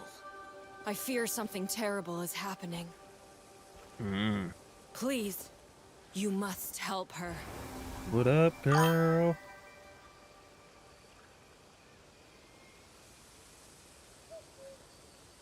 Find the fortress on the hill. Okay.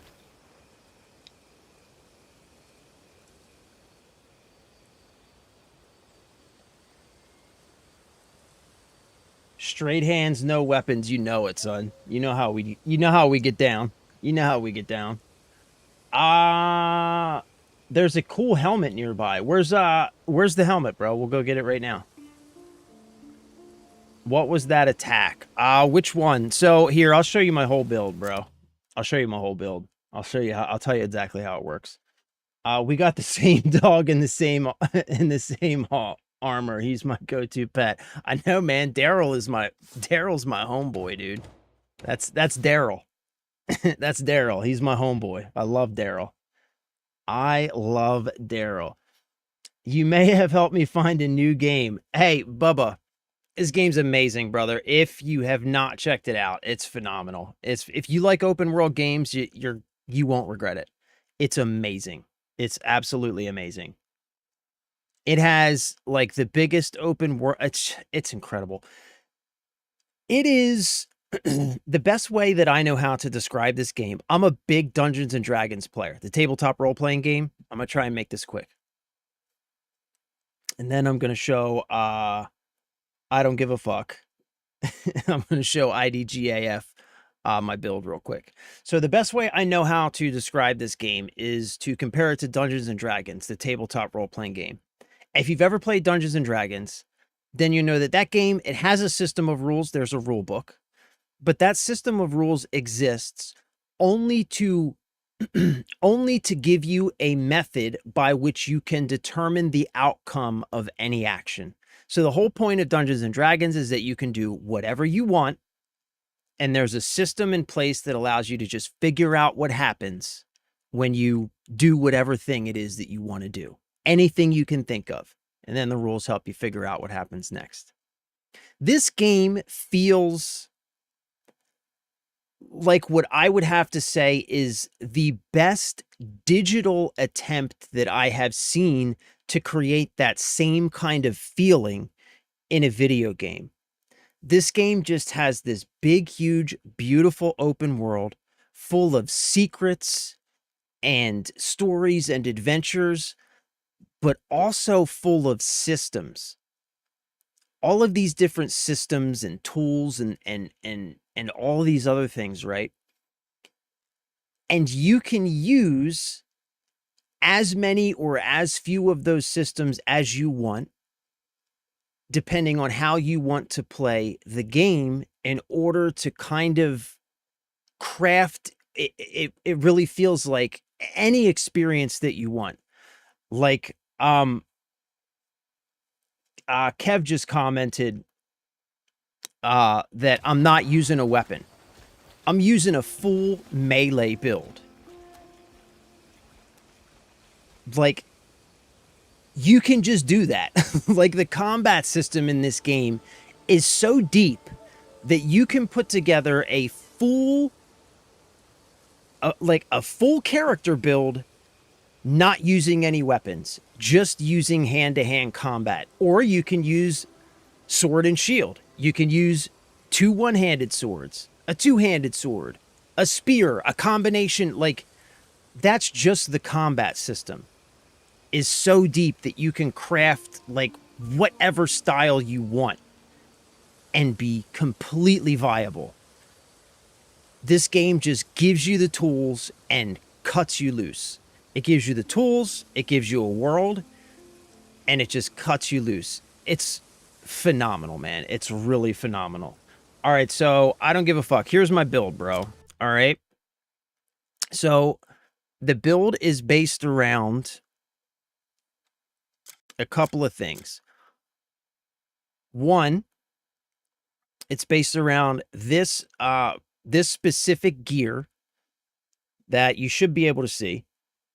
Yeah, you can see it. This gear that's in this hat, Orbs of Lightning, imbue lightning. So what this does is it imbues my lightning element into my attacks. So all of my attacks, or not all of my attacks, but it allows me to imbue some of my attacks with lightning. So if we go over to the skill tree, you'll see that there is an imbue element skill, which I actually need to finish leveling up.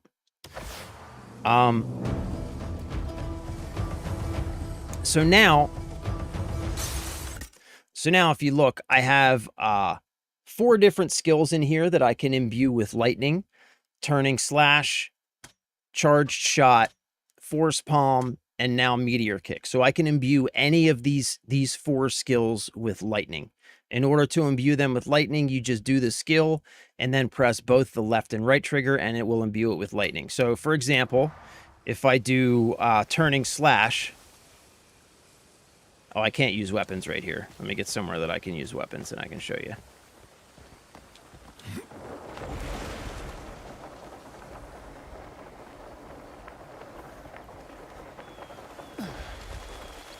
All right, so let's charge up our lightning element. All right, so here's normal turning slash, right? So there's normal turning slash. I can do that and I can imbue it with lightning. So that's turning slash imbued with lightning, right? So there's 4 skills I can do that with. The second part of the build, and probably the most important part, which allows it to be the hand-to-hand combat only build, is these gloves right here. These are the Combat God's plate gloves. So these plate gloves imbue all of my unarmed attacks with lightning now. So now I have those 4 skills that I can charge with my elemental lightning, and these gloves charge all of my hand-to-hand attacks with lightning. And then they also come equipped with these 2 gems. The Showstopper gem, which is just like a combo, or it's a It's a like a 3 charge it's like a 3 charge thing that just happens while you're fighting. And then the second gem is the combo gem, which when you're fighting, you'll see a combo counter comes up, and each consecutive hit in that combo counter does more damage.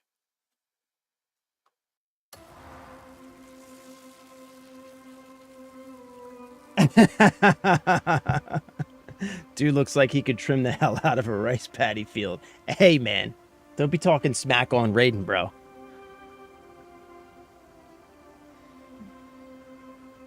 I'd be doing everything but progressing the story. Yeah, me too, bro. Me too.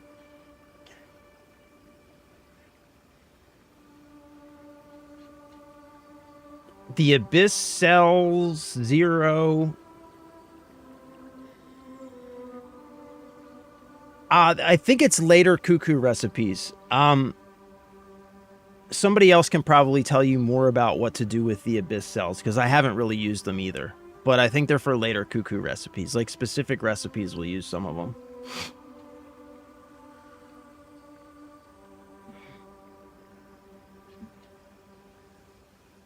Bubba, you're a D&D player too? Bro, I should show... Man, if I could swing this camera around. So I'm in my man cave right now. It's actually a shed, a 10 by 18 shed. My wife pushed me out here.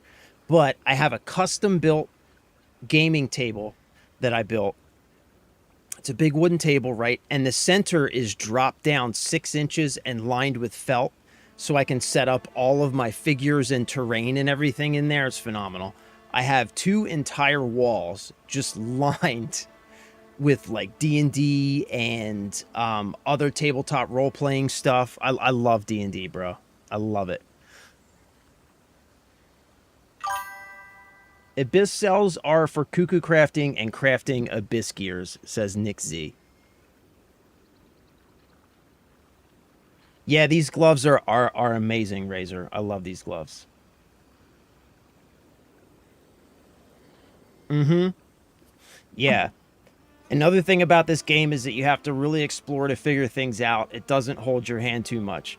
That's 100% true. And that's like, that was one of the things that when the game first launched, you heard some people complaining about. But as you play the game, you're going to find that that is one of the things that really makes the game fun. There's no GPS arrows. There's no yellow paint. It doesn't even like really tell you what to do with your skills or gear or anything. It'll give you like a rough, like, oh, you can go. It'll just, at some point you'll get some abyss gears and you'll find a witch and you'll be like, oh, I can swap out abyss gears and it just gives you stuff. And then you just kind of, as you play, figure out what to do with all of these different tools and systems that it gives you. And it really, like, it makes the experience so much more immersive. You know what I mean? Because you're not being led around by the hand and told what to do or where to go. Like I said, man, it just cuts you loose, and it's liberating. It's really liberating. That's got to be where we're going, right? The fortress on the hill. That's like 1000% where we're going. Obviously, right?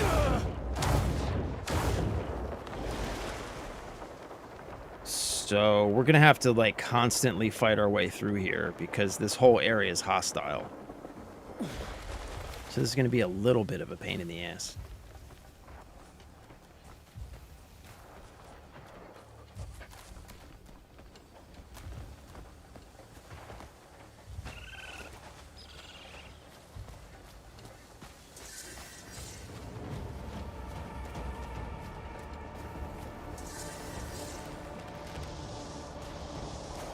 Oh shit. Oh shit, bro. What the fuck? He's got nothing.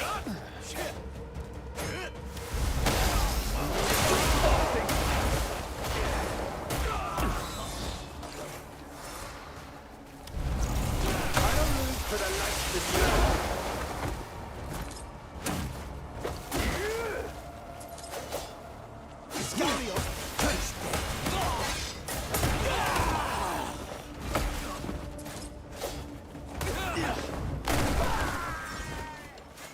up, weakling!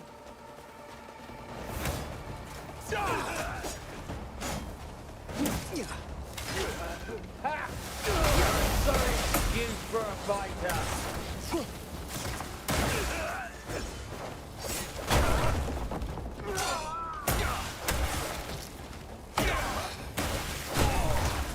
Do you have a single idea where you are?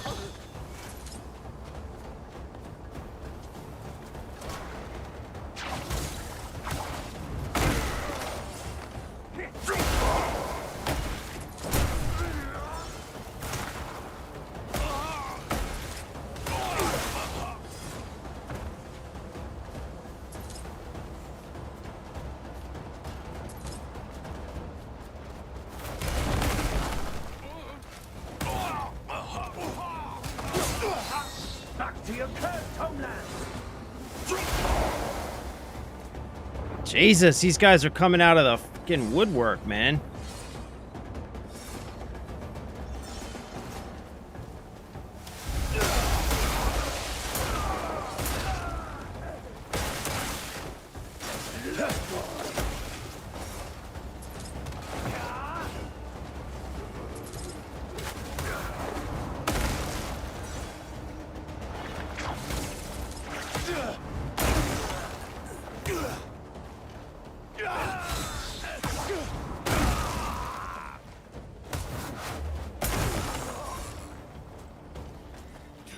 Jesus Christ.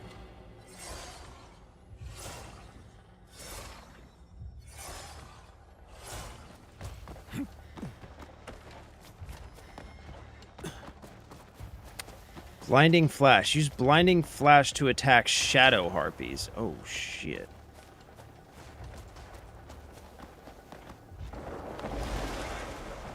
Oh, my God.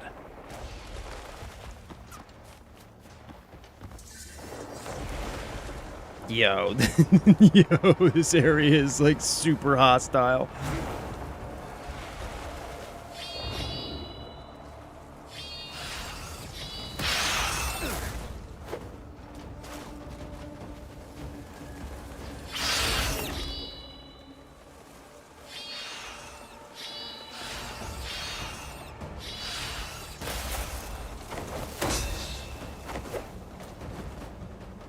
Oh my God, there's so many of them. I'm getting out of here.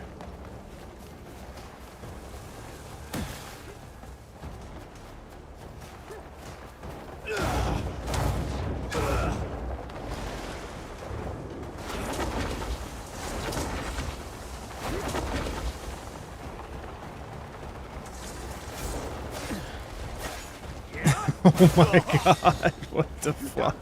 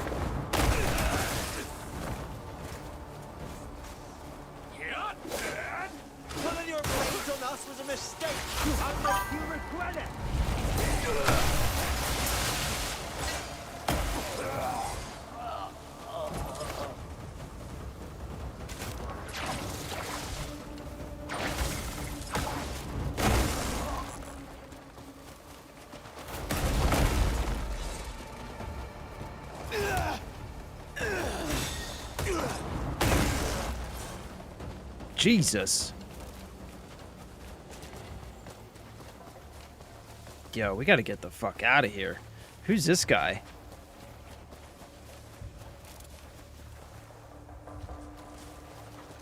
Yo, look at this cat. You see this guy down there?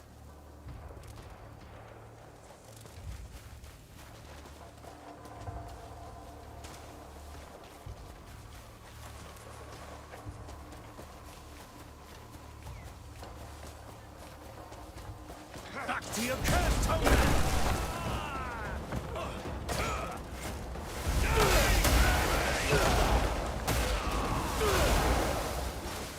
What have I gotten myself into?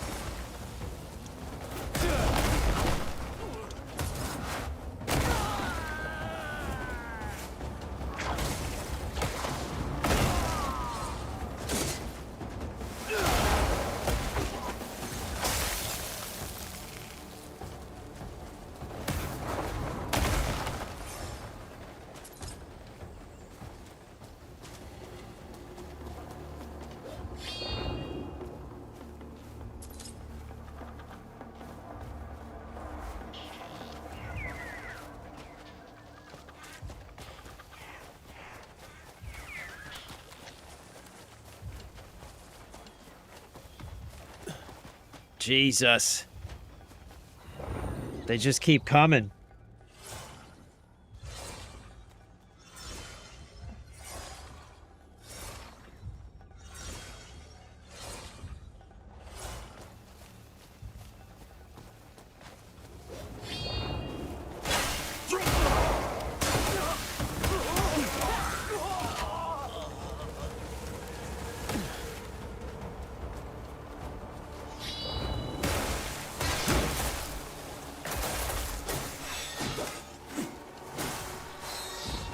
To your cursed homeland!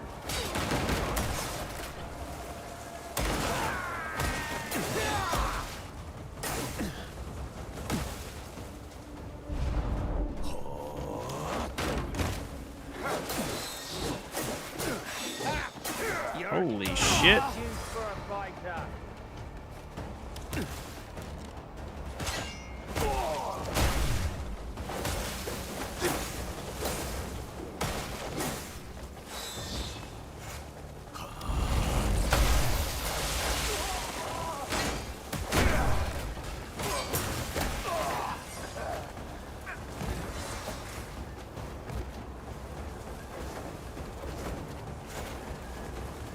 Yo, these harpies suck, man.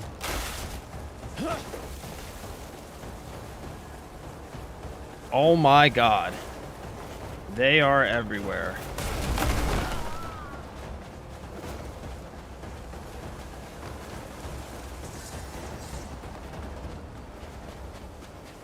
Get the fuck away from me.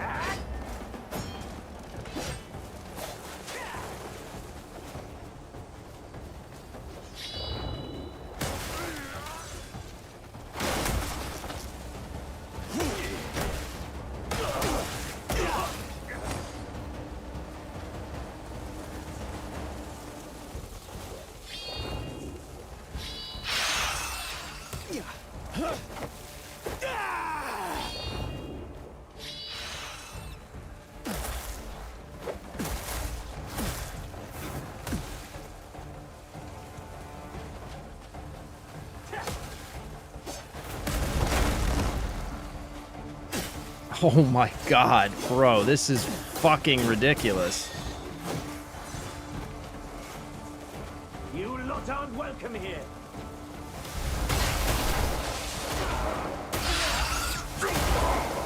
All in service to the righteous cause.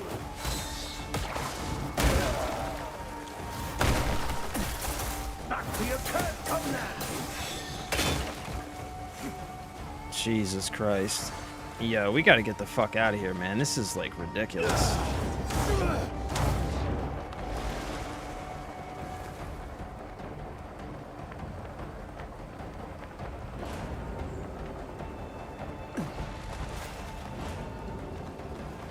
This is a little bit obnoxious.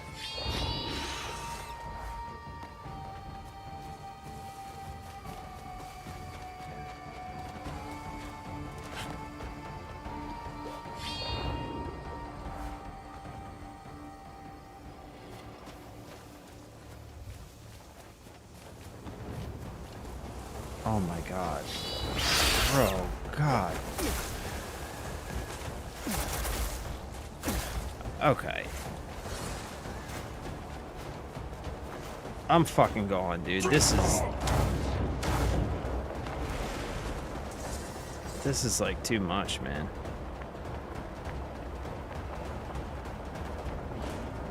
This is wearing on my nerves.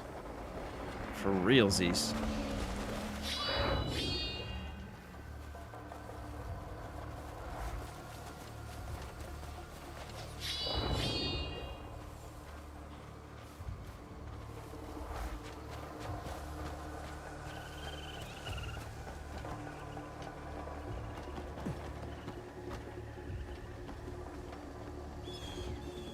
Jesus Christ, man.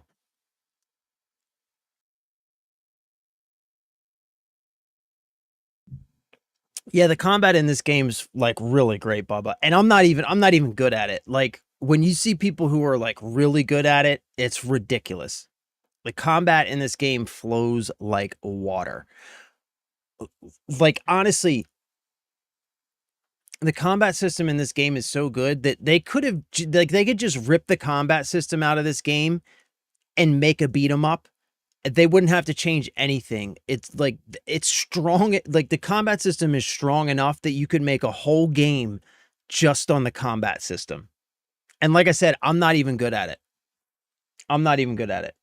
I'm trying to figure out the cuckoo pot upgrades too. Also trying to upgrade the abyss gears, which as I have unlocked, don't combine the ones I want to upgrade. Yeah, same. Big and tatted. There's also you can you can do the thing where you like put in a couple of abyss gears and get like something random back, but I know exactly what you're talking about. Abyss cells are for cuckoo crafting and crafting abyss gears. I got my oldest into that. He ran a club all 4 years of high school. D&D? That's what's up, dude. That's awesome. I just had my first son. He's 5 months old. I cannot wait. I'm going to show you. Hold on.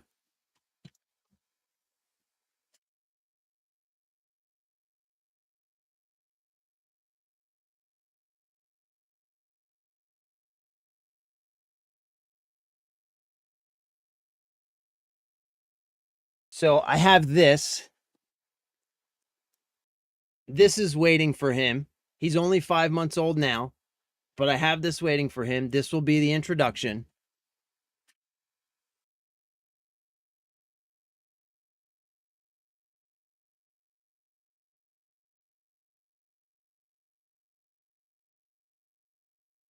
And then we have lots and lots of D&D to play after that. I've got so much terrain sitting over there. It's embarrassing. I'm not even going to show it on camera, but yeah, man. My oldest or my only was just born. He's 5 months, so we still got a little ways to go, but Doodle, you want to go outside? Come on, dude. Let's go. Come on, let's go.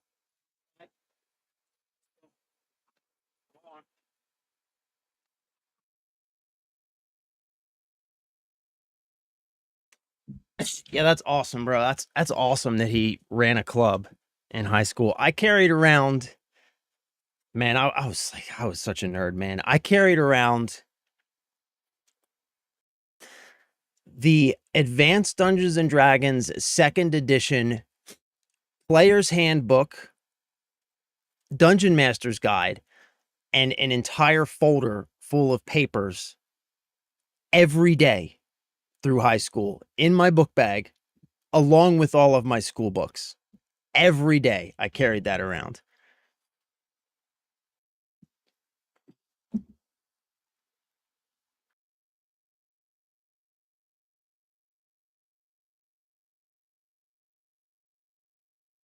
Yeah, well, that's what I was trying to do. I was trying to get straight there, but holy shit, man. That was ridiculous. That was like legitimately obnoxious. What's this bamboo stalk?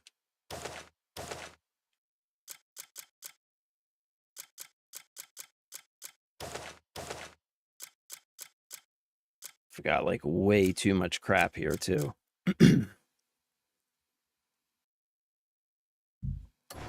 I'm trying to find a waypoint or something so we at least have a waypoint. But oh, there's one like right behind us.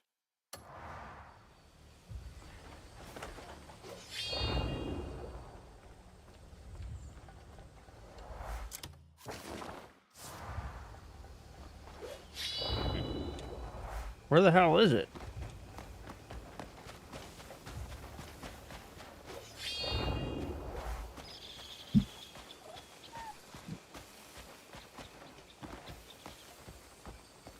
There it is. That's what we need.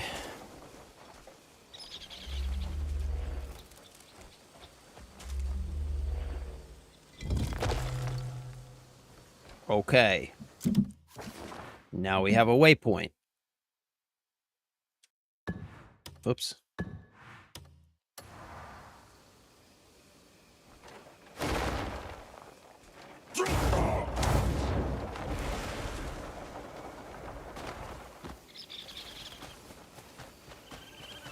See if we can sneak in.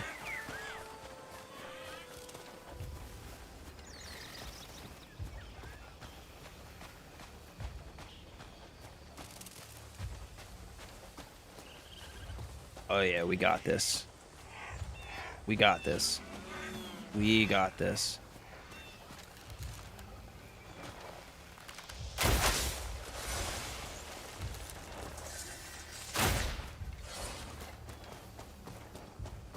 I need some of those hides. Oh, sorry, baby dear. You got caught in the crossfire. I need short hair hides. There we go. That's what I need.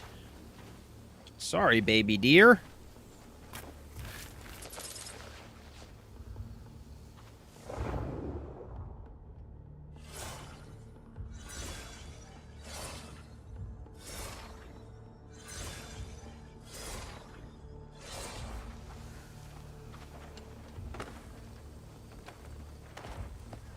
Oh boy.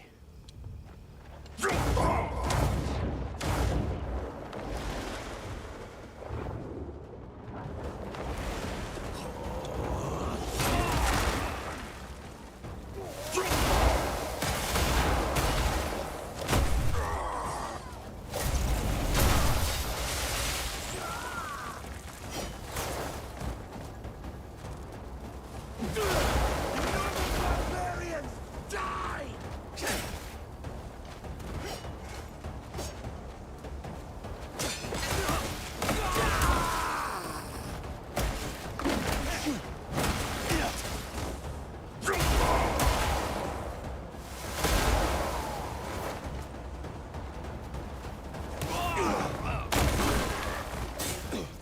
Let's have you.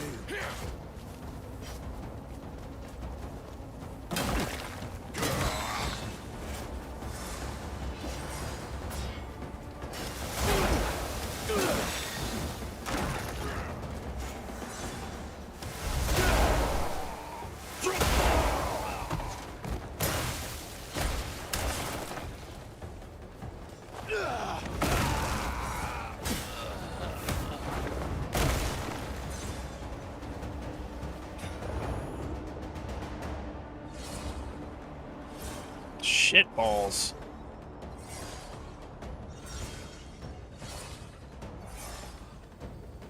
Where's Daryl? Come on, Daryl. Get in here, bro.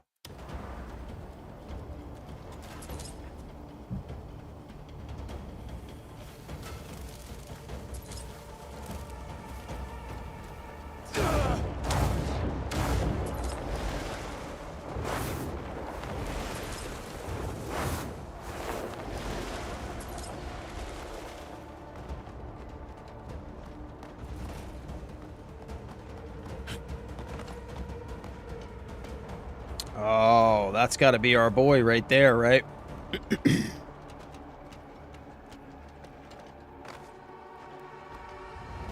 That's got to be our boy.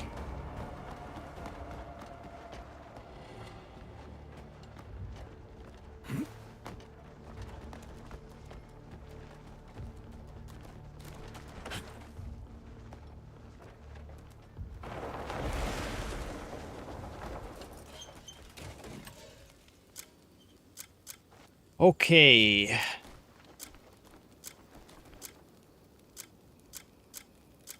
Man, I don't have shit for food.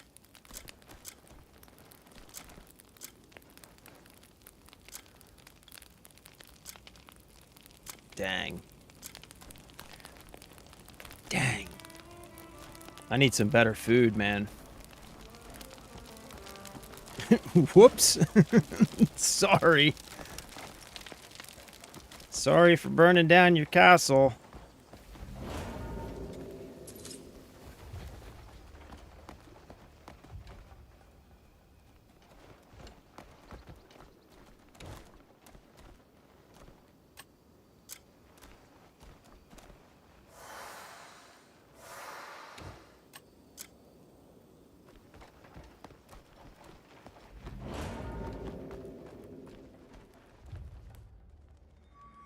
Watch out! Behind you! Who are you barging in? I'm Cliff, bitch. Not a chance.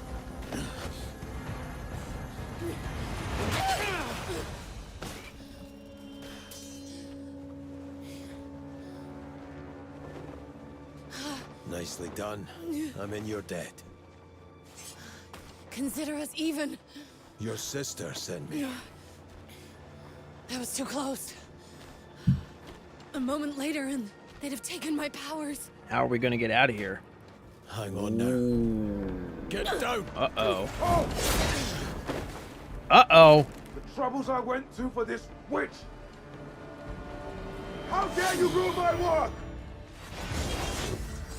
None shall lay hand to my spoils.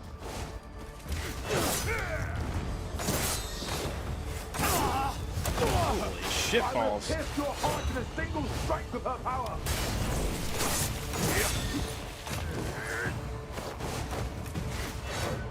You have no right to interfere.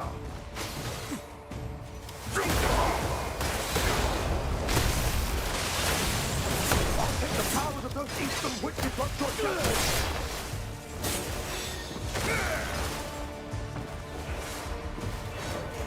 You'll regret ever interfering.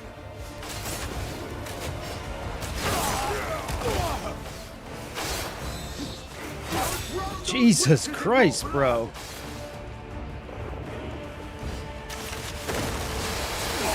Oh my God. What is happening right now? Begging for your death.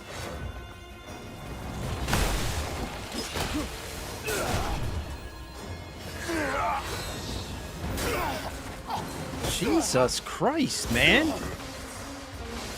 Fucking calm down, homie.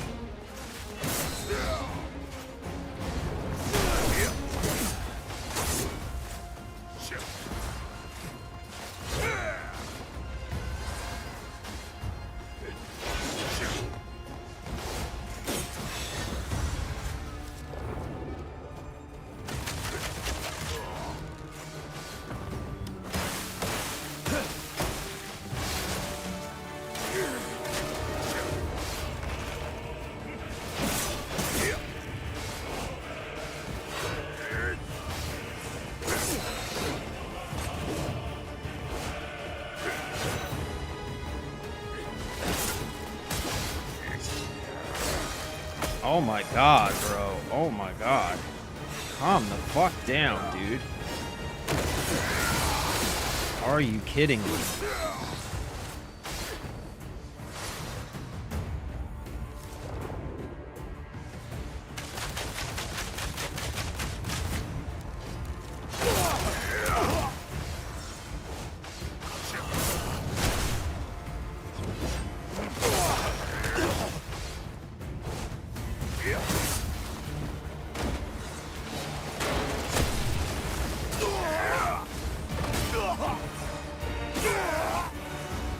Yo, what the fuck is going on?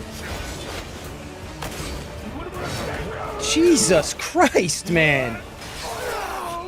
What the fuck was that? This is the price of the path you chose.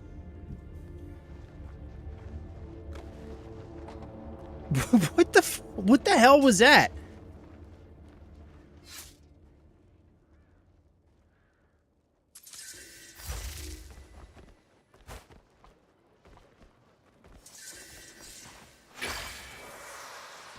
Thank God for food spamming, I guess.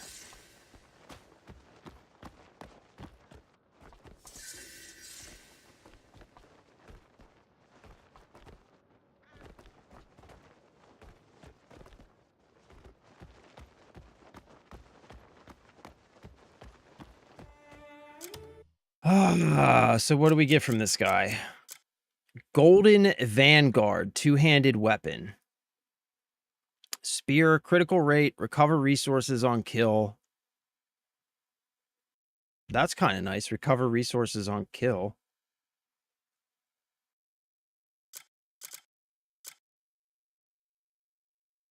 It's not bad.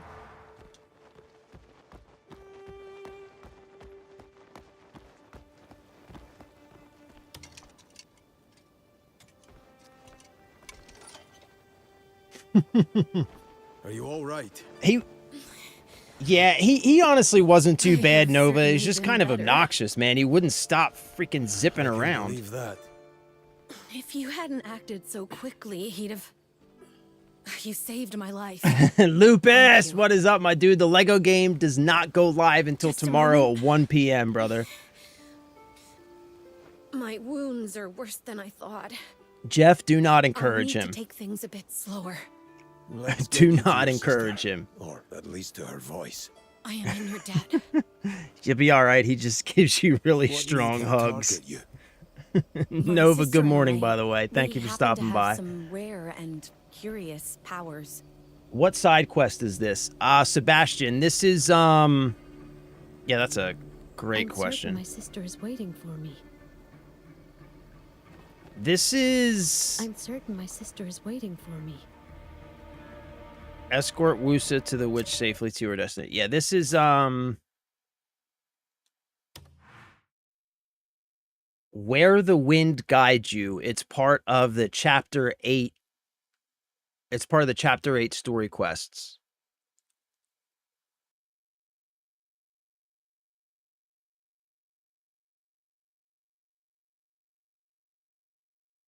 So now we have to escort this. I'm certain my sister is waiting for me. Oh, boy. That man's plan was to seize our gifts so that he could attempt to meddle with the past. Tampering with time is perilous, and the art is strictly forbidden. There's no way to alter a single exact event. Okay. This is going to be a pain in the ass.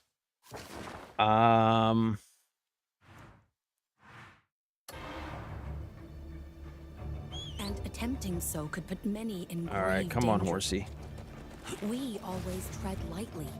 Oh my God, come To on, mend dude. what What has the strayed fuck was from that? the natural order.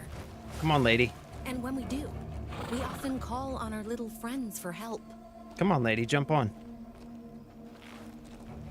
Let's get out of here. What do you say? I'm not sure how he came to know of our gifts.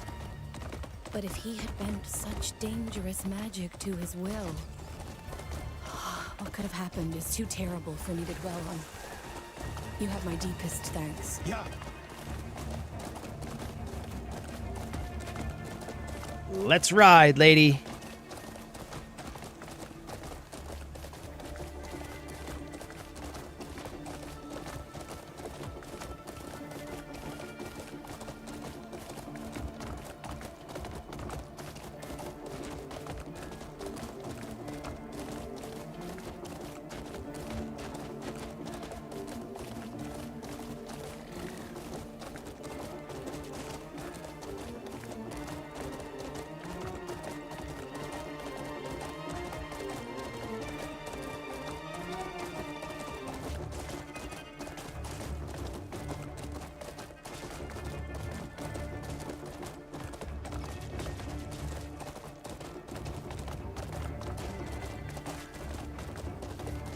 Okay.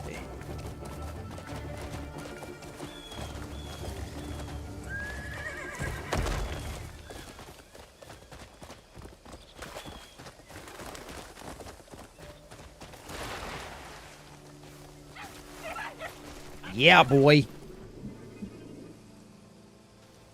Oh, Wusa! Megu! Oh, I'm so glad to see you safe. I owe this man my life. Don't mention it. This mission I was just irritating doing before what they was right. patched it. In our land, Bro, I this is would have how we hated to show see it before respect they to those patched who it, help because us. low-key it was kind of irritating, You have even our now. sincerest thanks. Please. Really. There was nothing. Just all the fucking harpies and, like, all the, So, dudes surrounding the what do castle, you man. plan to do now? It's just obnoxious. Once Wusa has recovered, we'll work on restoring her powers. Then we'll head to our next destination. Woosah. Please, accept this gift. If you ever need our help, we'll repay your kindness. Your words are enough. Please, get some rest.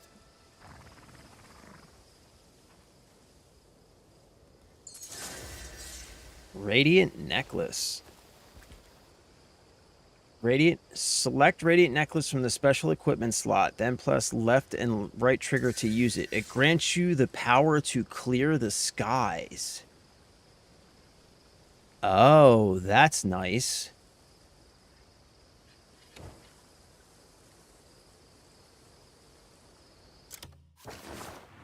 So we can clear out all those harpies with this thing, I guess.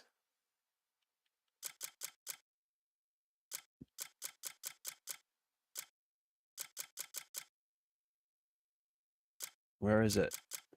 Radiant necklace.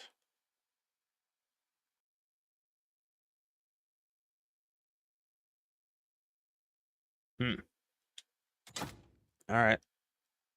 We'll take that for now.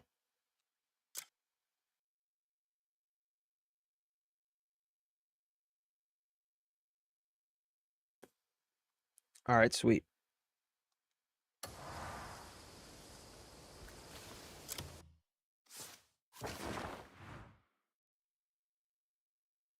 Now we got to go back to camp real quick. We've got some administration to do. Also, we need to check out our farm, because our farm should be done, I think.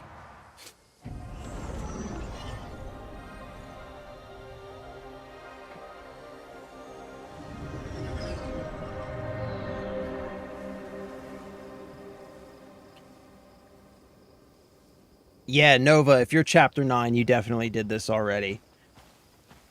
We've been, last week, like, up until last week, I was still in chapter 7, and we've been trying last week and this week to knock out some more story stuff. Because I was hoping to get the story done before Lego Batman came out, but that's obviously not going to happen, so it's kind of whatever now, but, you know.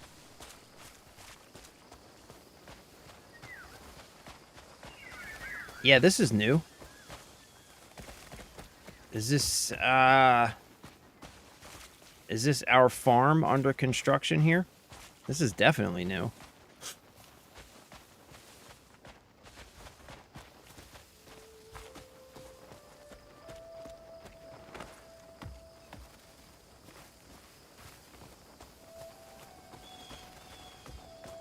Oh, here's that dummy, Jeff.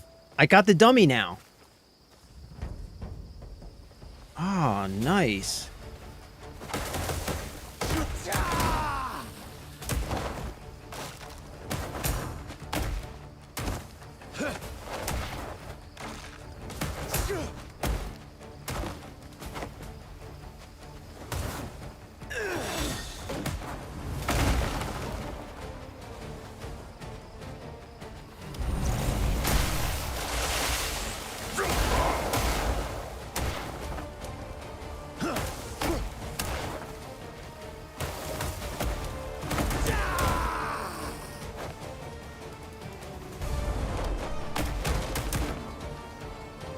Alright, I should be able to...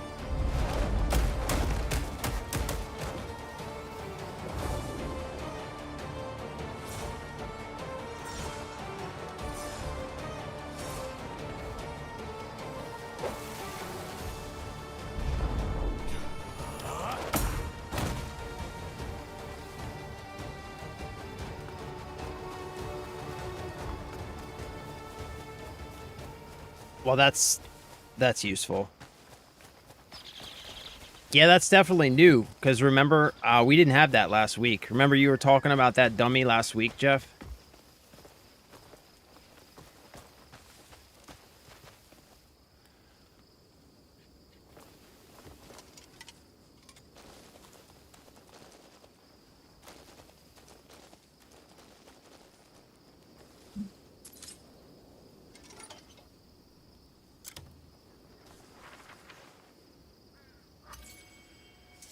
Report on Mirrodin's whereabouts. While tracking Mirrodin, evidence was uncovered of his deep involvement in Demonist politics, specifically the Bastille faction. The ones truly in power is confirmed to be colluding with Mirrodin and aiding his escape. As this appears linked to the Payloon incident, further investigation into the Bastille faction and their backers is required.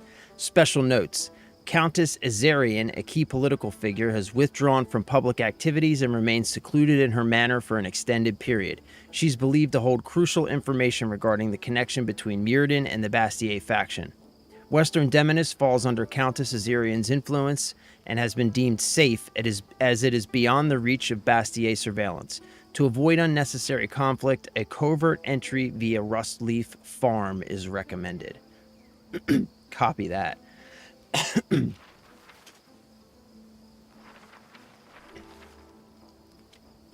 All right, sweet. Go to Rustleaf Farm.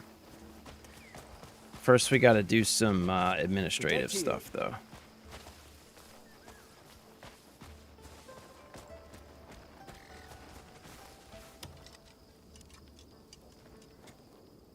If there's anything you need... If there's anything you need...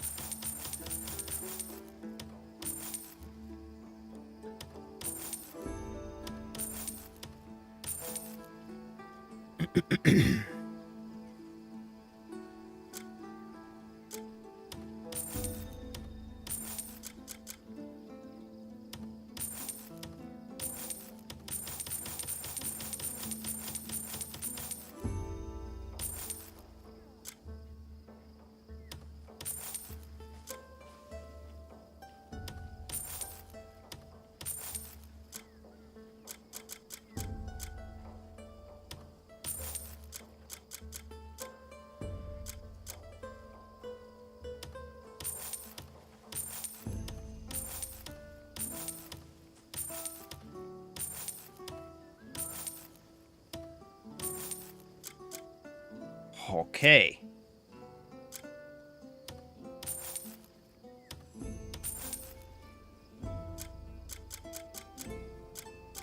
I probably have too much equipment on me. Oh, check these out. Black steel ratty plate gloves.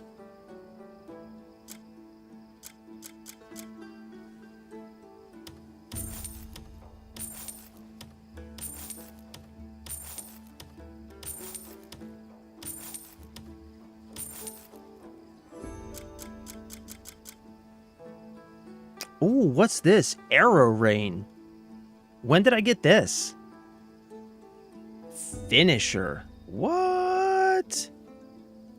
Arrow Rain. Showers down a volley of arrows from the sky, dealing damage to nearby enemies.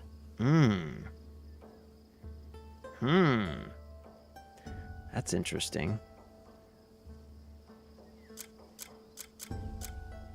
You want the finest work? You want the finest work? You want the finest work? Ah, are you craving my stew? Care to witness the iron art my hammer can forge? Okay.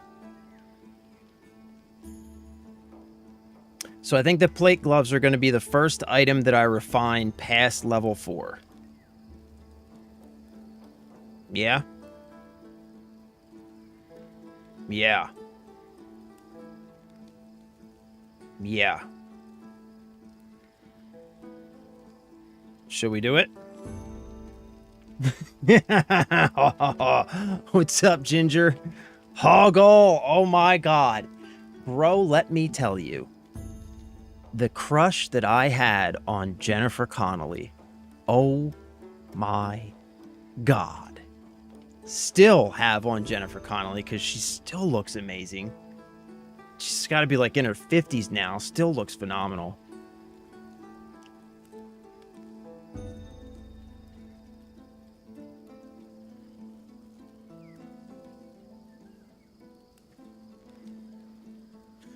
There's a reason why Cliff is so humble and dry.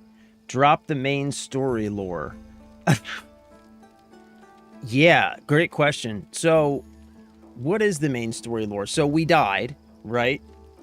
We died, went to the Abyss, were brought back from the Abyss, and now basically we are reclaiming our lands from the corrupt nobles and politicians who are responsible for taking out our clan and taking over the territory.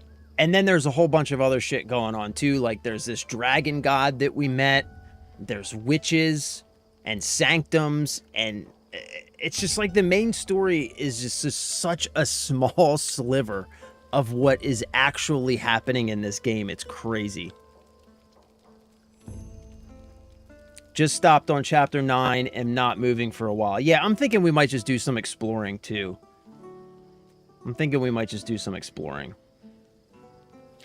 Because like the main reason that I was also, I'm upgrading these gloves. Like the main reason we were knocking out story stuff is just because like I'd love to hear about your adventures next time you're here. I thought maybe we could get through the story before Batman came out, but I don't think that's going to happen, so. And I'm definitely not in a hurry. Like, the way I look at it, this game it's a, like, 1,000-hour game for me. You know what I mean? Like, we'll be coming back to this game and playing it for a long time, I think. We'll be coming back to it. This will be probably like our base game for who knows how long. And we'll take breaks to play other stuff, like new games when they come out, and then just probably come back to this game frequently in between, is what I'm thinking. Because it's just so amazing. Like, there's just so much amazing stuff to get into.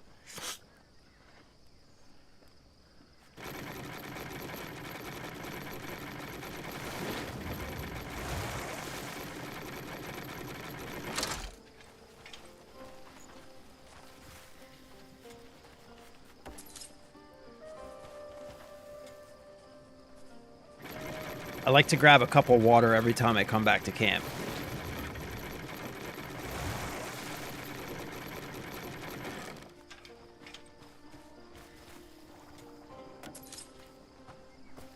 Alright, let's go drop some stuff off at the house, I guess. Actually, we should look at what we have.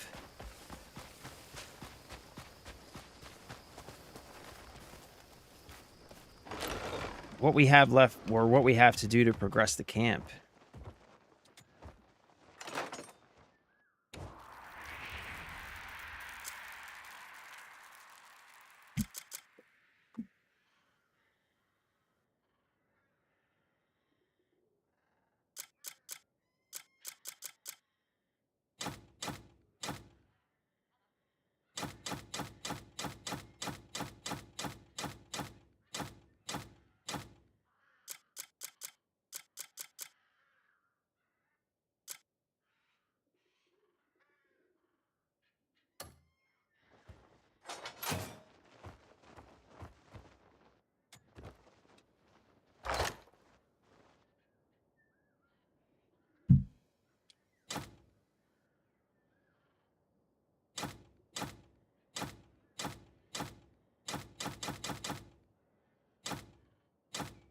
Always keep small bones on you for dogs. Always keep them on you for dogs. Is it 4 small bones will get you a dog? keep this stuff on us for gifts, recipes, and books. I like to anyway.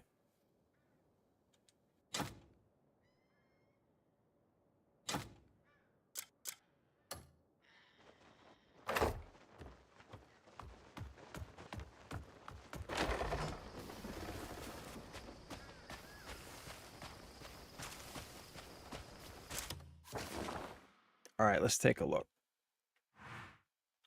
No. Okay, let's go do this because this has been here for a while.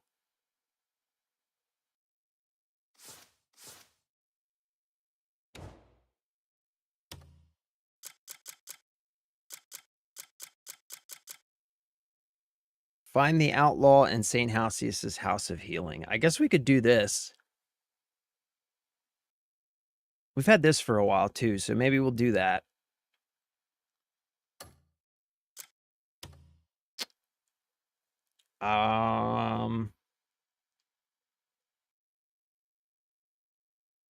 Yeah, let's do this too. Yeah, let's go knock these out.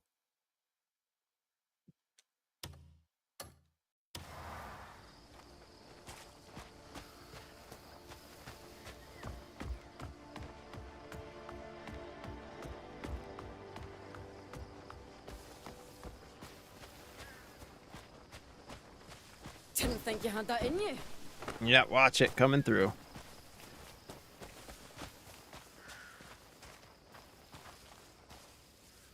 Who am I supposed to be talking to?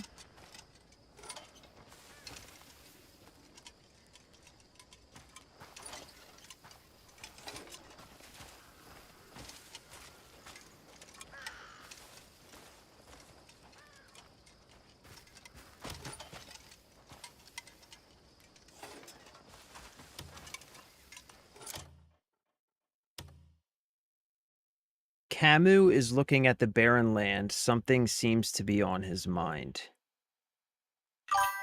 Okay. Who the hell is Camus?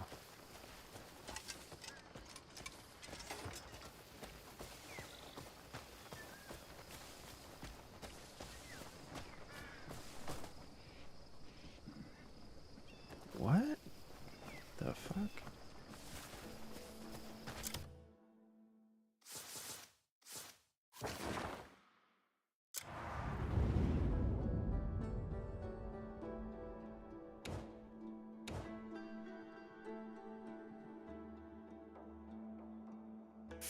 Farm built.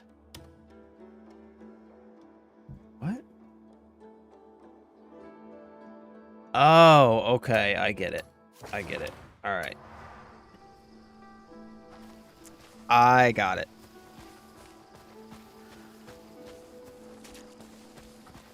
Yo, how do you all keep running out of money, by the way? Why?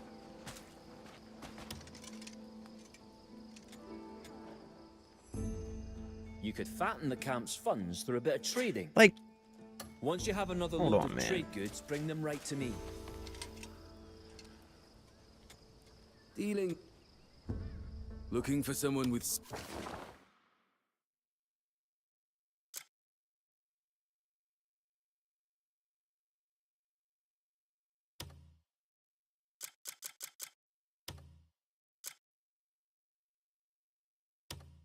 Ah, that's why. That's why. The missions used to What sort repeat of by warrior are you default, looking but I for? forgot. They patched that out a while ago. And so now if you don't turn them on repeat, then they'll just do it once and stop. I forgot about that. I was wondering why I kept running out of money at my camp.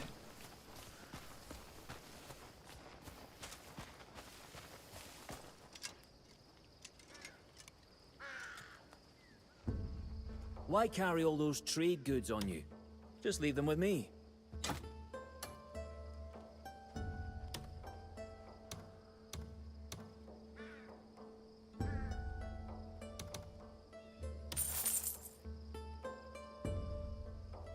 Royal trade's the best. Don't worry, I always make sure nothing goes missing.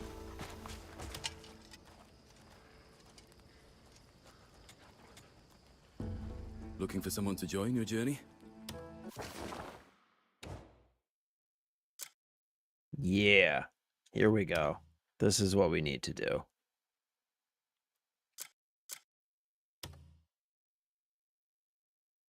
Required members 6. Okay. 3.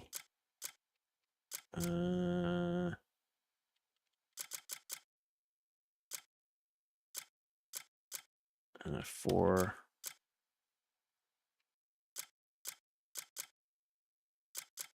Guess 5, 6. Okay.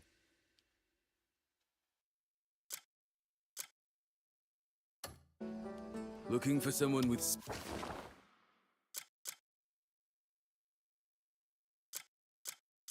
Okay. Sweet.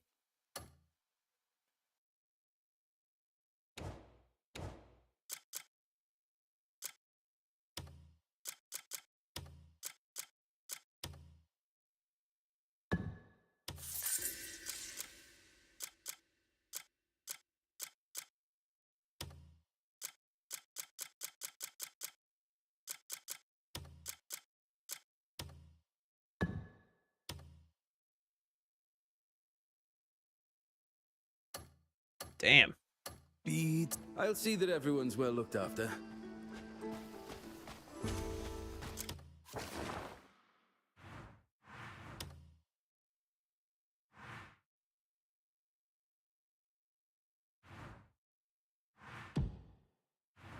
All right, so we're going to do this one. And then we're going to go here and find the outlaw at St. Halcyon's House of Healing. Because I think that's another gray mane for the camp, I think. Captain P7s, what is up, my dude? Sorry, bro, didn't see your message. Welcome back, brother. Glad to have you here. Appreciate you. Thank you for stopping by. Always happy to have you. Sorry I didn't see your message. Apologies, that's on me. Have you seen that there is more to the backstory? Like, apparently this is not Cliff's first life. No. Where did you see that? Jeff, where'd you see that? That would be interesting to look up. I'm looking to support streamers that are really into this game. Well, we are into this game. We love this game. Marty, what is up, my dude? Fuck yeah, I remember you. What the hell are you talking about? Do you remember me? That's a hell of a thing for you to ask me, Wyatt.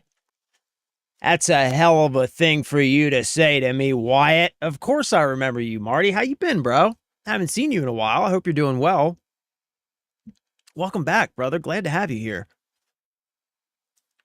Oh, man, completely forgot it was patched. Haven't played in at least a week. They could have been earning this whole time. Yeah, I know, man. Like, I totally forgot about it, too. And, like, I kept putting them on, like, the Oakenshield Manor mission, which earns, just earns money. And I'm, like, that's why I said, like, why does my camp keep running out of money? I totally forgot. Yeah, we could have been earning money this whole time.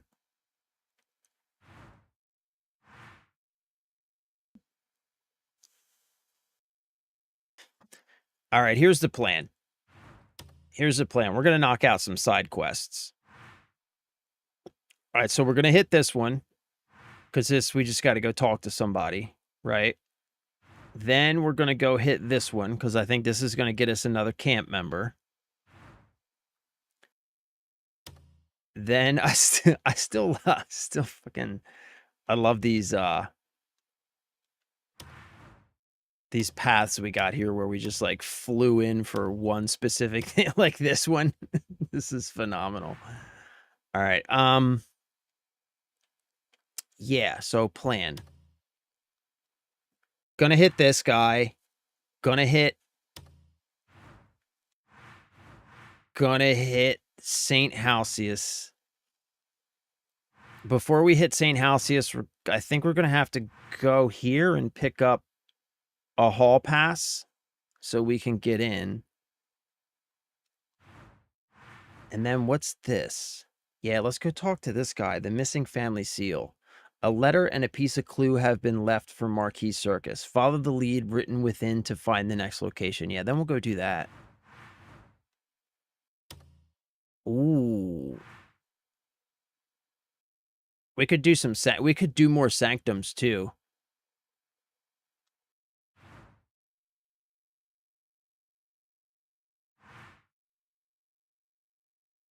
Oh, and there's some puzzles over here. That's right.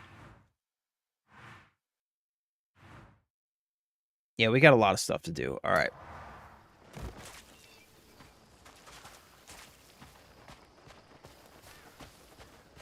You know what? Let me drop off some of this. I got a bunch of extra gear on me right now that I don't need to be carrying around. Okay. So, this thing's pretty cool, man. But don't really feel like dealing with driptomization right now, so can put this away.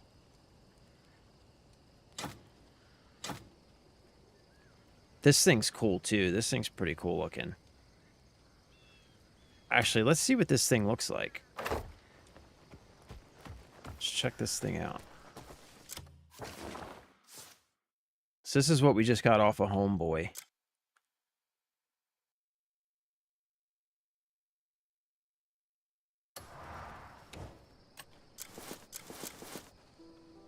Ooh. Yeah, that's kind of sweet. That's kind of sweet. Still, though. I mean, we do have Ignir, which is badass. So.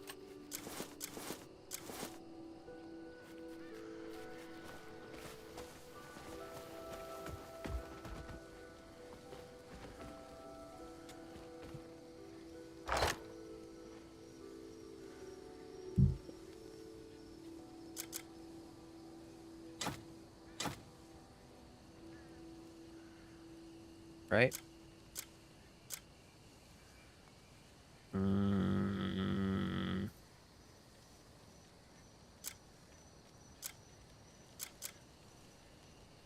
Actually, I could probably get some resources back out of these two necklaces. Yeah?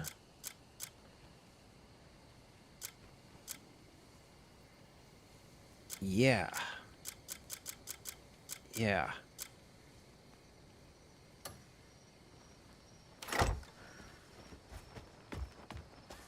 We'll deal with that later, though.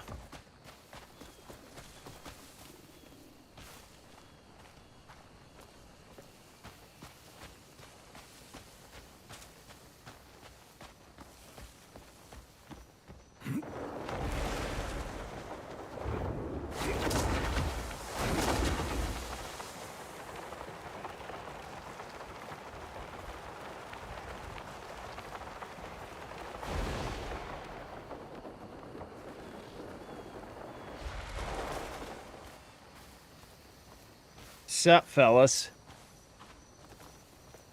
Sup, bruh? I've already heard the news. You found the real fugitive and turned him over to the guard. Mm-hmm. We released the man immediately. You spared the guild a stain on its name. I'm sincerely grateful. You're welcome, buddy. You are welcome. Saw a couple vids on TikTok talking about once you beat the game, you can find books in the Axiom archive. Really? Oh, that's super interesting, man.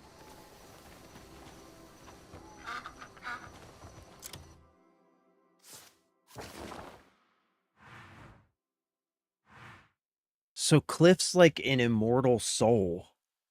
That's why all the gods know who he is. And every time he's reborn, he doesn't remember. I guess, right?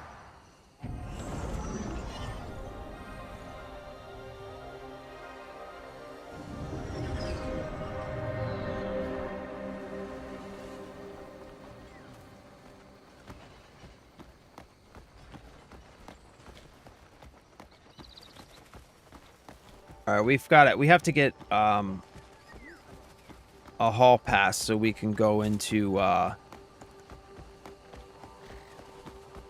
St. Halcyus.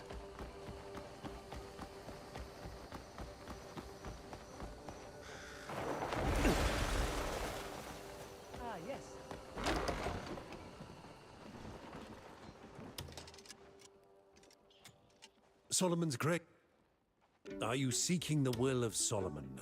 Yeah, St. Halcyus visitor pass. That's what we need. Solomon will be May Solomon's compassion awaits all who repent. Yeah.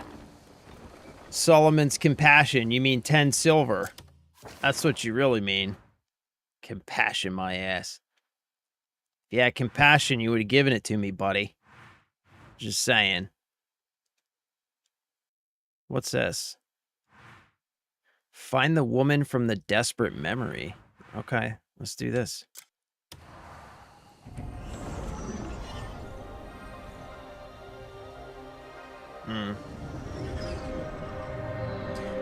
Yeah, that's pretty interesting though, man. Like I know like people kind of shit on like the main story of this game. Which is like kind of fair, right? Like the main story is not great.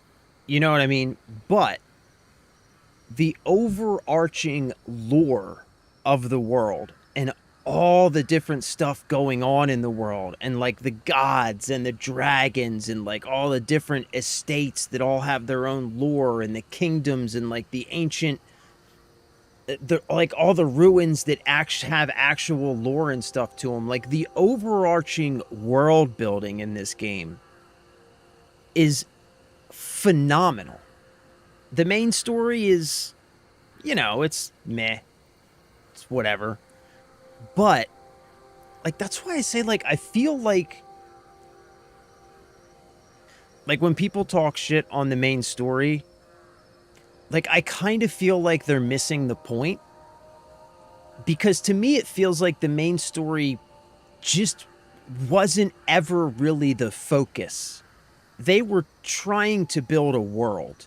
And the main story is just kind of like a vehicle through which they move you into different locations of that world. And the whole point is to explore and discover the world. And all of the other branching stories and you know, all of the other lore and things that you can get into.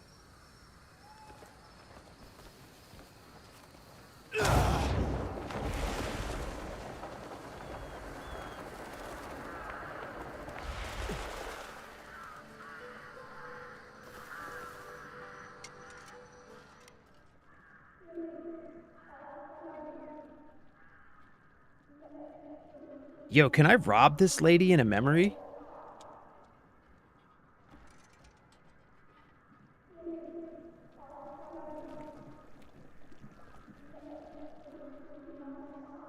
No. No, I can't.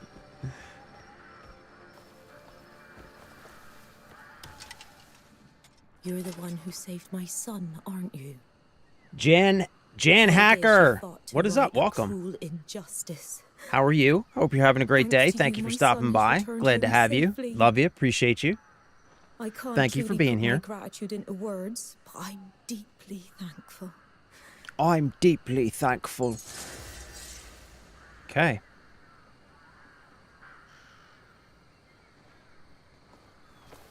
All right. That was that, huh?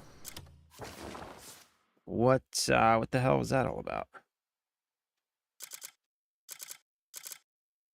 Okay.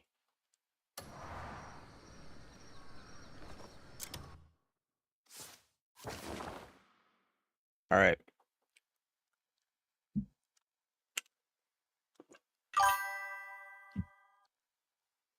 Finally, we're going to St. Halcyus. Last time we attempted this, it did not go well, but that's because we didn't have the hall pass. This time we have the hall pass, so we should be good to go.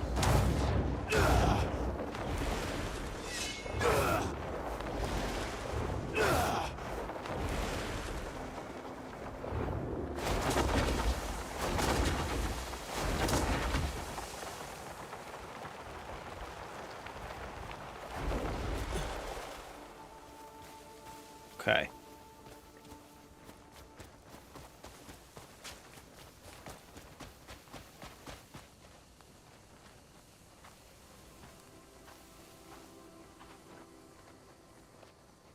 Halt!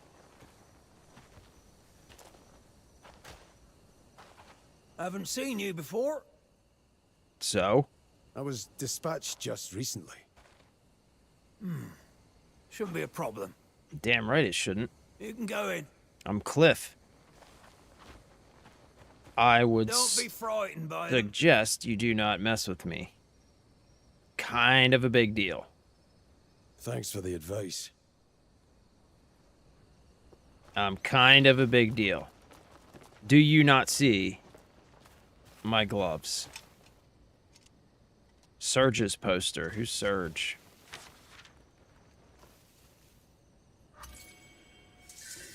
Looking for someone to help at the trading post. At the trading post on the outskirts of Hernand, your job will be to deliver news to the main guild headquarters. No heavy lifting required. It'd be even better if you enjoy talking about trades with merchants. If you're interested, please come to the trading post. Yeah, sure. Let me just, you know, take time out from saving the actual world to do that. It's just, it's totally reasonable. Totally reasonable request. Looking for someone to deliver a small item. There's something that needs to be sent not too far from here. It's not big or heavy, but I need someone who can make sure it arrives safely. If you're the type who can offer a kind word to a stranger on a street, that's even better. If you're interested, come by the Calfade Provisioner's shop for the details. Sure. Sure.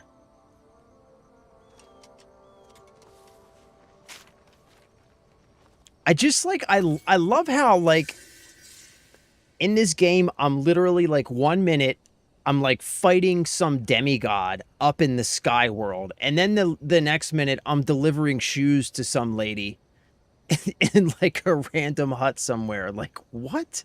Looking for someone to deliver a simple message. There's a message that needs to be passed on to Calfade, and I need someone to go in my place. The trip isn't far, and you won't have to carry anything heavy. I'd prefer someone... Why do all of these say that? I prefer someone comfortable talking with people and can naturally pick up on their intentions. If you're interested, please come by the Calfade Wholesale Grocer's Shop. Alright, whatever. Sure, we'll do all that stuff. Okay, find the outlaw at St. Halcyus's House of Healing. So we have to find an outlaw. That should not be a problem. We just follow the X.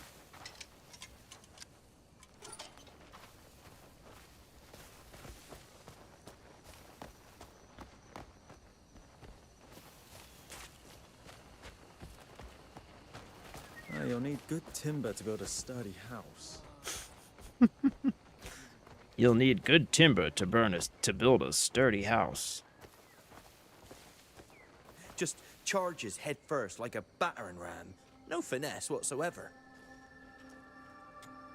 I know a bloke who full-on rams every pickpocket he sees. Like a boar with distaste for petty theft. Splits my sides every time.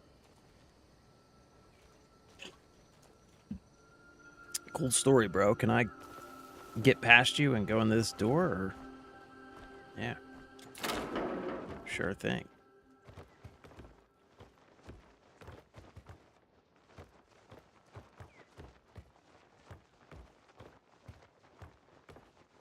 Okay.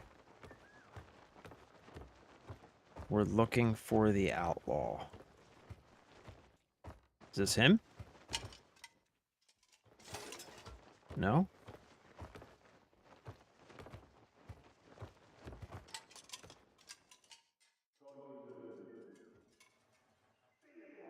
No, he's downstairs. Says he's like right here somewhere.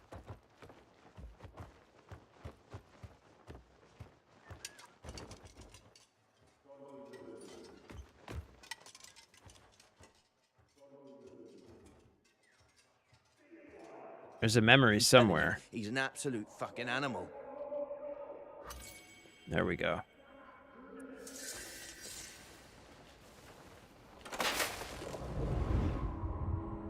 trying to move. Stay in line. I told you, I'm not ill. Ah, this must be our boy right here. Lunatic. You think we just baptize anyone we see? Now, if you can't be useful, at least don't be a sack of shite. Hey, come on now, calm down. It's harder to carry him unconscious. Fuck, damn bastards, I swear. All right, everyone, stay put. Don't waste your strength. You won't escape here anyway, unless you can leap the roof. It's got to be our boy, right?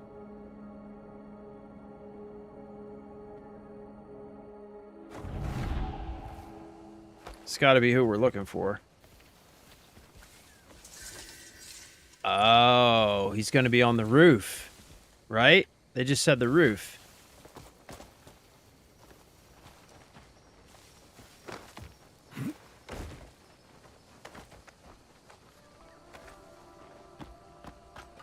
Where the Fraggle Rock is this guy?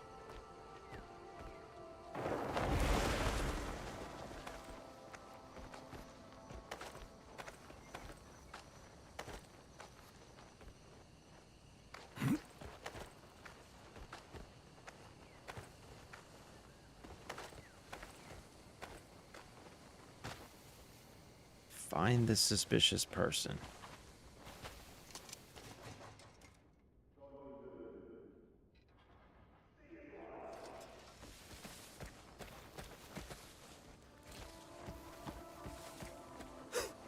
Hey! Excuse me.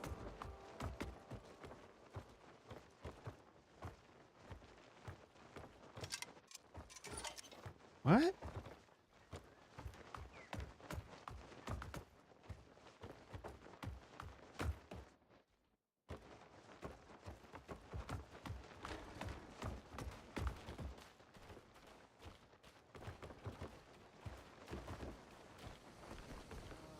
What a blessed day. Something troubling you?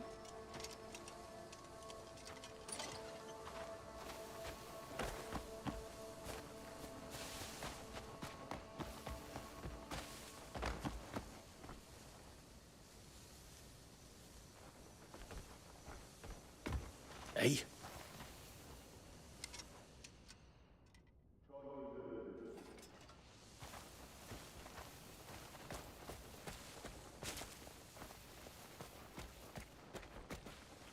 Good day to you.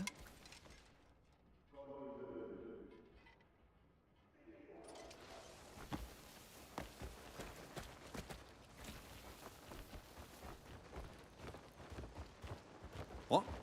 The hell is this guy? Lovely day today.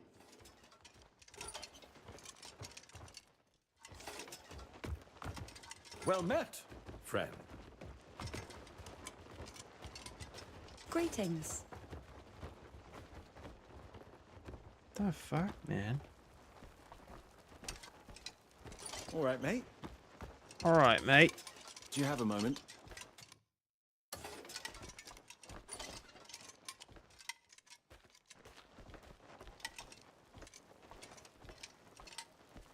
Hello.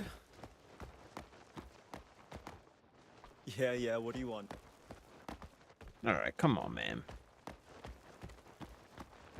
Come on, bro. What the hell? Why does it need to be so tedious?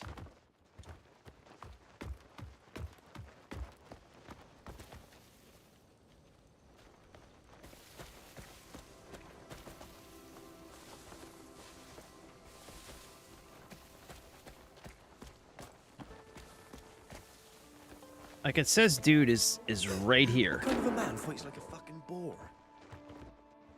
There he is. Finally caught you. Jesus. Oh!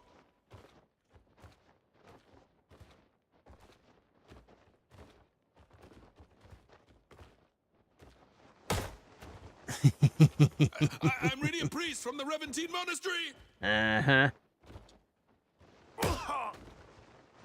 I'll give you everything I've got. Just let me off the hook this time. I don't think so, buddy. They don't call me Cliff for nothing.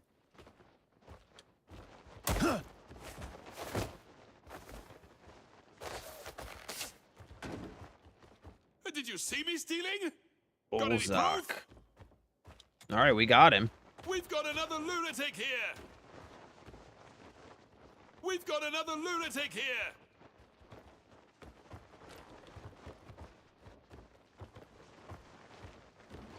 Oh, no. Now we have to ride all the way back to the constabulary. Oh, no. Oh, no. This is going to be rough. Did you see me stealing? Got any proof? Knowing when to dodge matters just as much as... This is going to be rough. But we got it. It's not every day you spot a calico.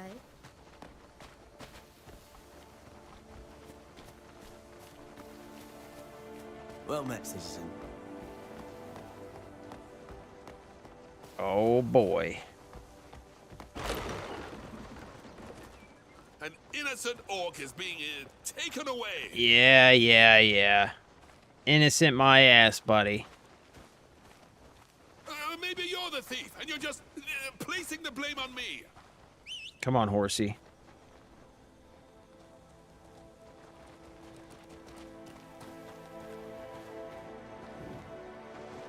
The patient's suffering from serious delusions.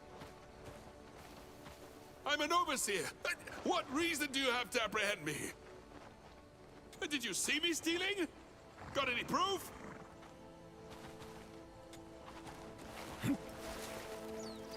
Okay. So now we gotta take him all the way back to Hernand, right? Sophia, thank you for the follow. Love you. Appreciate you. Thank you for that. Sophia, I'm sorry. What did I say? Sophia, thank you for the follow. I appreciate you.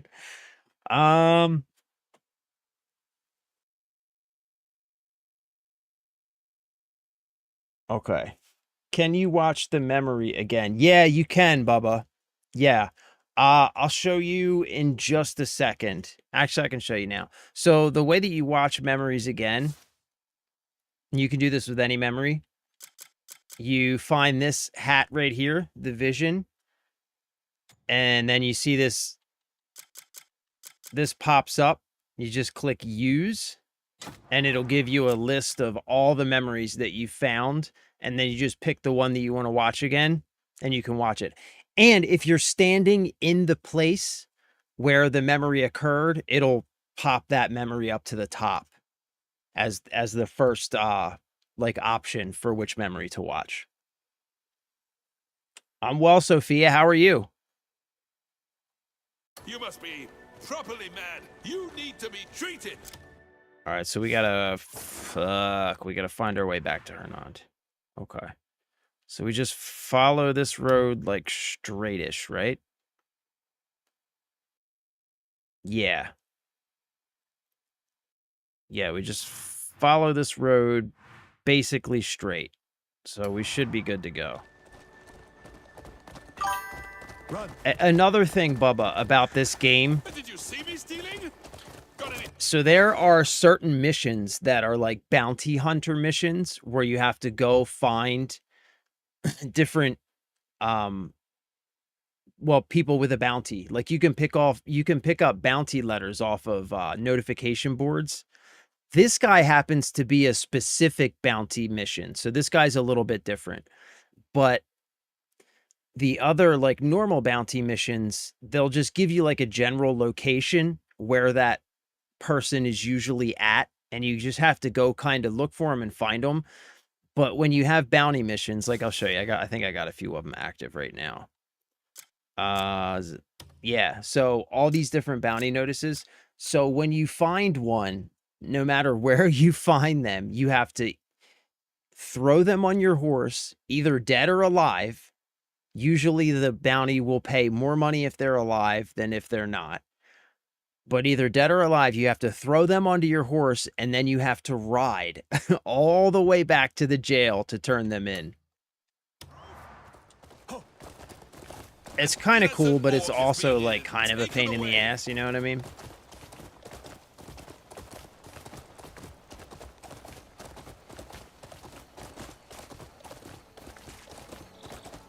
Hiya!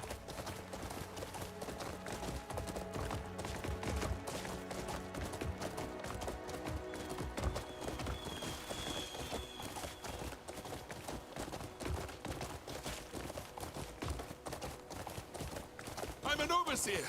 What reason do you have to apprehend me? Because you're a criminal, bro. Arrest the suspicious person here. You're a criminal, and I'm Did you see me Cliff. stealing? Got And any that's proof? what Cliff does. An innocent orc is being taken away. Yeah. Guards! If you were Arrest innocent, the suspicious person here. then you wouldn't have a bounty on your head now, would you? Would you?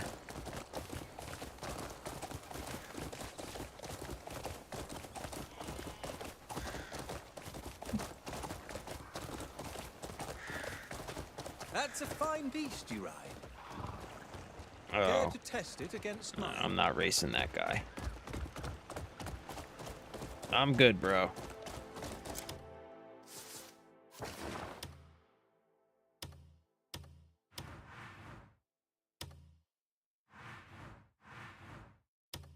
Okay, so we want to go straight and veer right at the next split. Run! The patient's suffering from serious delusions. Where am I from? I'm from the States, Sophia. I'm on the East Coast.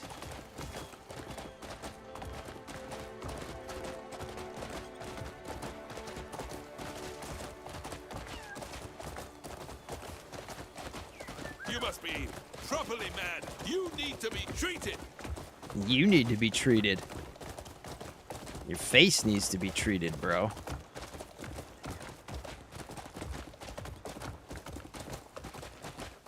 Did you see me stealing? Got any proof? Something on your mind?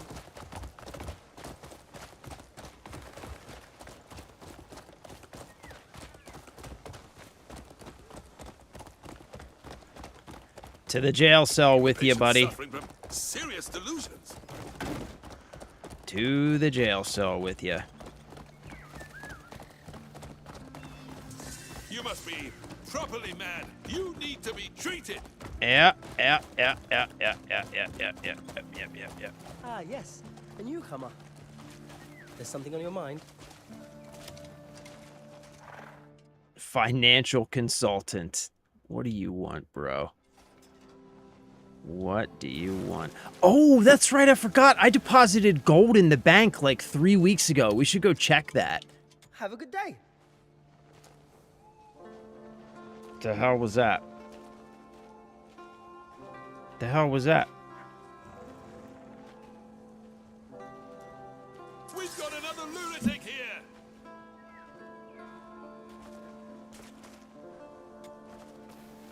The patient's suffering from serious delusions. Got one for you, boys. This is for you. Go take a look. Impressive work. That's the one. I know. I'm an impressive guy. Lock him up. You know, we'll run out of cells at this rate. We'll run out of cells at this You've rate. saved me some trouble. Thank you. If you find more scum in the future, bring them here. Okay, that was that. I really thought that was going to be a better mission than that. Once again, thanks to Jan. Thank you, Jan.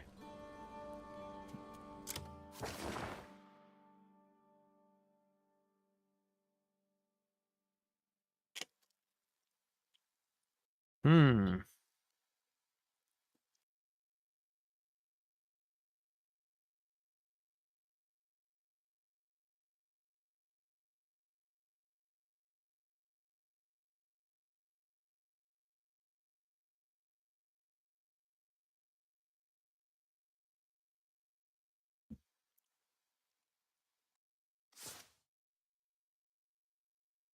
All right, what was this investment offer we got?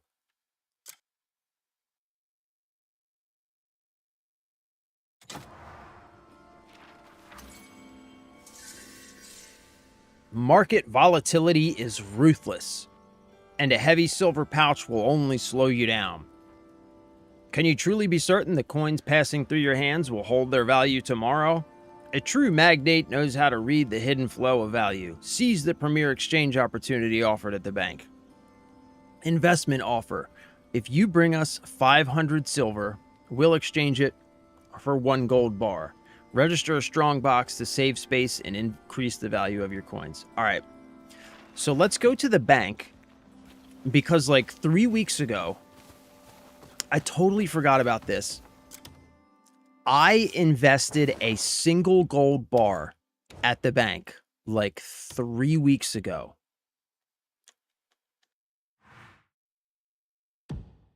Totally forgot about it. And I'm curious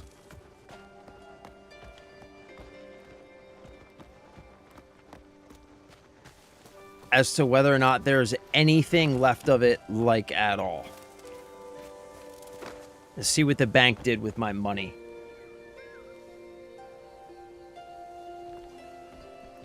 Well met.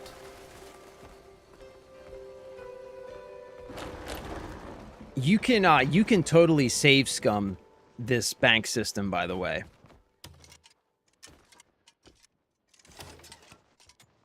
Our vaults are guarded with utmost... Money is a noble thing.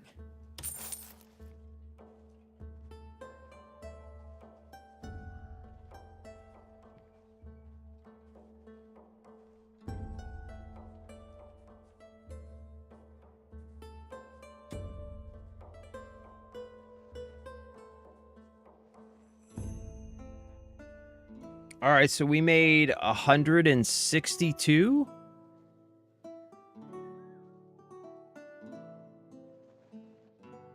Is that?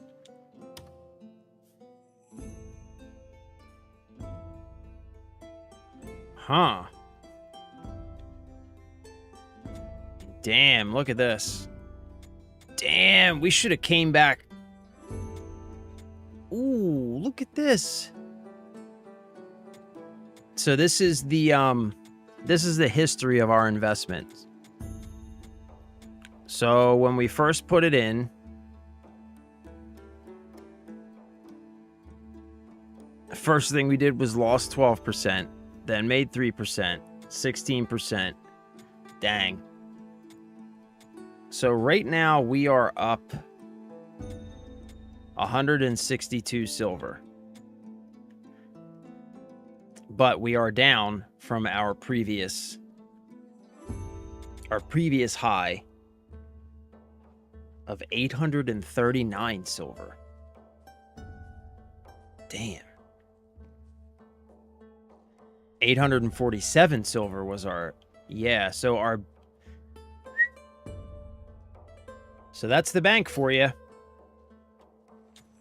Could change our investment strategy. I think medium risk is the way to go, but you can totally save scum the high risk strategy.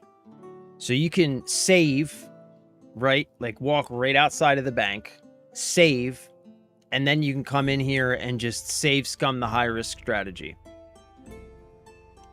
The only thing is you have to wait, because it is like, I think, goes by a single in-game day.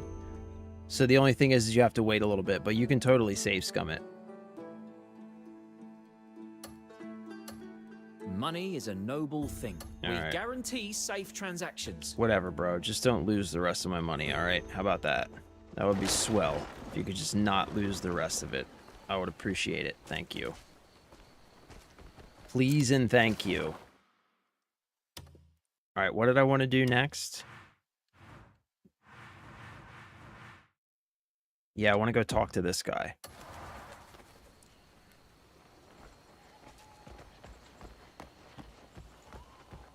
Good day.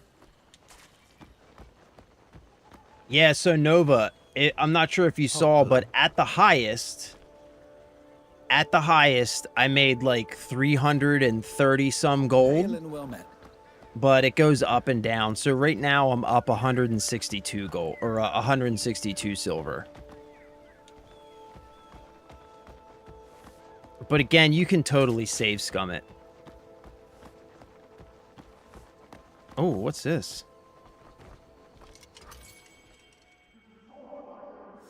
What's this? Oh, somebody was murdered here. You stole my dreamer's bliss, didn't you? Is she dead? You fucking piece of shit. You murdered that woman in cold blood, you coward.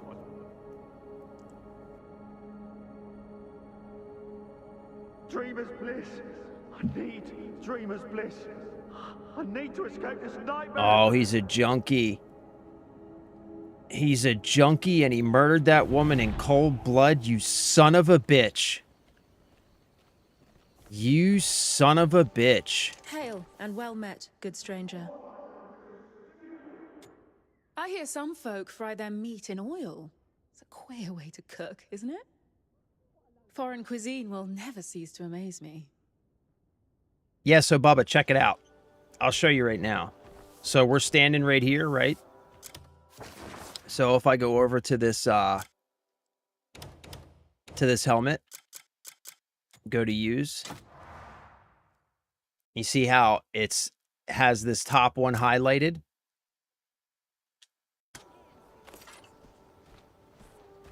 Boom.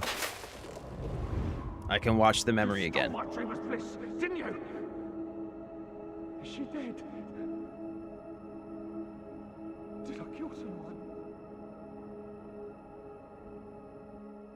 And after you watch a memory, you can see now that there's an icon on my mini map. So whenever you watch a memory, that icon will always be on your mini map after that. So you can always go back and find it. And you can watch them anywhere. It's just that if you're standing in the location where that memory happened, it'll just default to that memory. But you can watch them anywhere.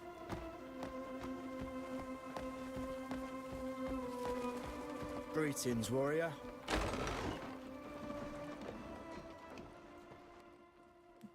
Have either of you heard of the great thief of Hernand?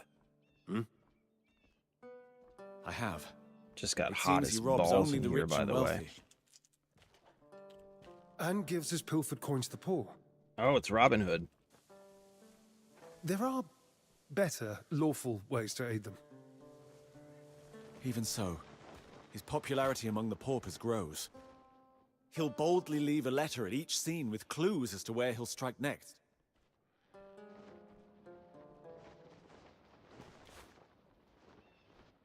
This very morning, I discovered such a letter in my study. Uh-oh. So what went missing? The seal of the house. No wonder we're being so discreet. Just so. The loss of the seal of the House of Circus must not be made public. I can only entrust this task to you. Oh, we're going to find that son of a bitch. Sure. We're going to find him and bring him to justice. An eye gazing from above. What could this mean? From above. Perhaps mountains or a watchtower. Eye tells me a watchtower is the more likely of the two. Search there first, if you would. All right.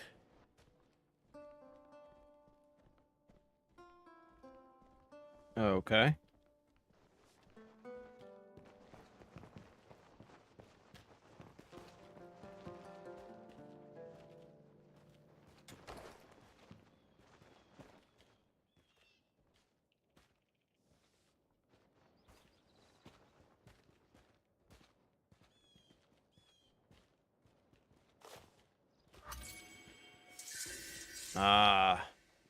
Okay.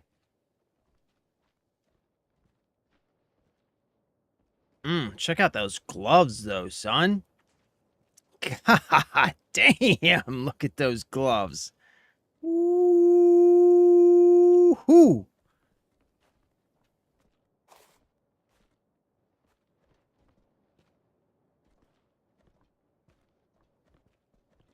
I guess that's that.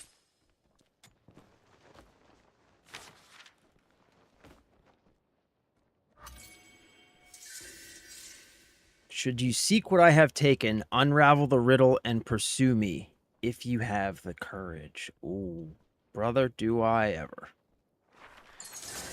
Did you ever pick the right one, my dude? I am exactly the right one, bro. I am the right one. Have you seen my gloves?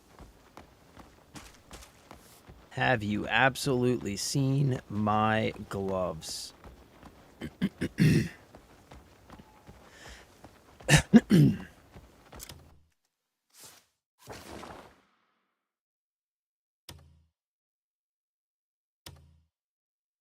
So...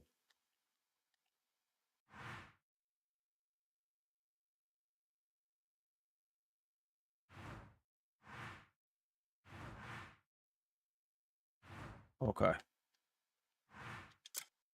Let's do it. That was just one of the clues that was left over by that, by the thief that we're tracking right now, Nova. So this quest we're doing, Traces of an Intruder, those were just 2 clues that he left, or, yeah, like 2 clues that he left behind.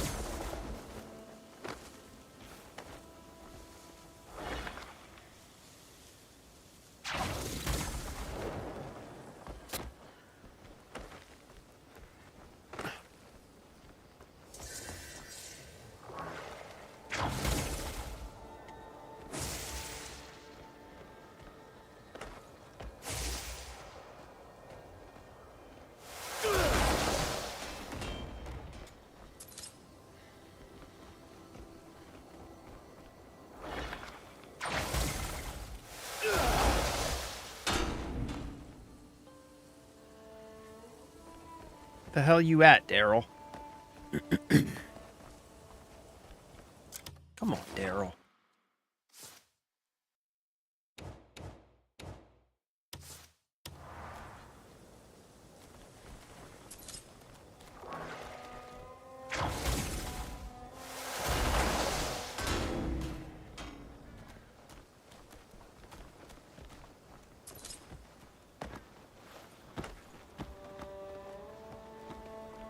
What's this?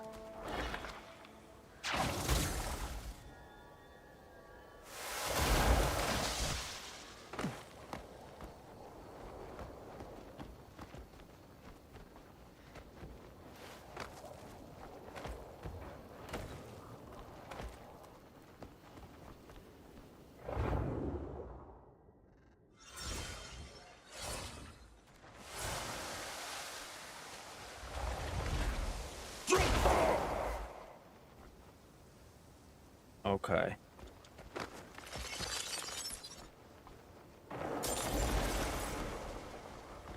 Wait a minute.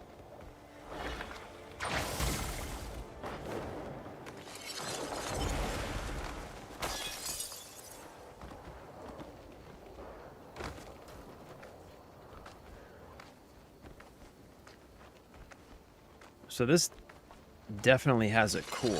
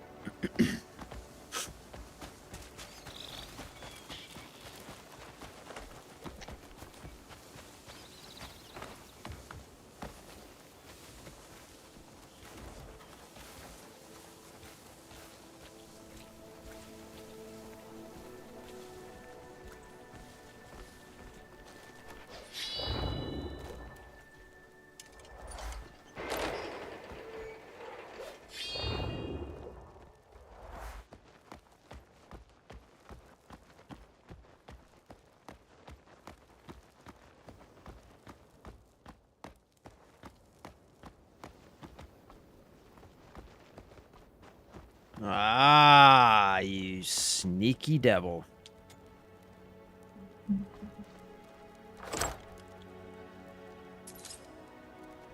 A map left at the torchlight beacon.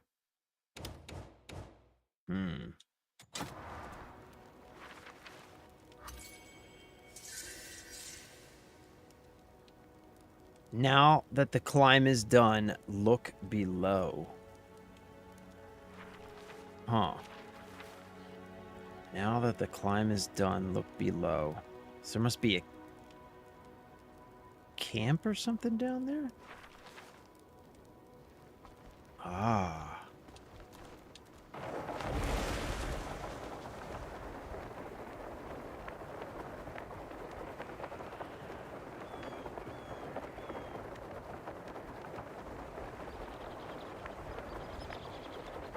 That's it, right? No. What?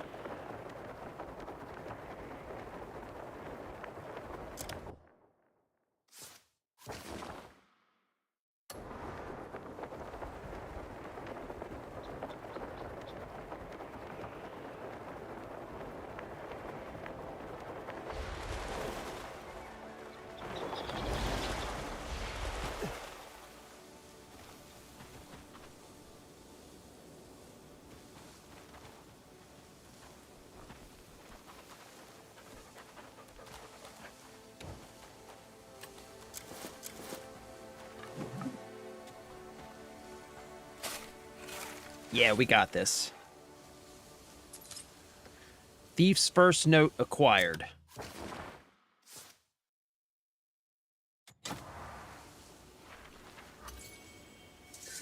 You move fast, but your mind can't quite keep up. For all the trouble it took to get this far, isn't what was gained rather pitiful? Next time, it would be wise to use your brain a bit more. Motherfucker, I'm just following the clues you gave me, bro. Track the trail in Everfrost. Okay.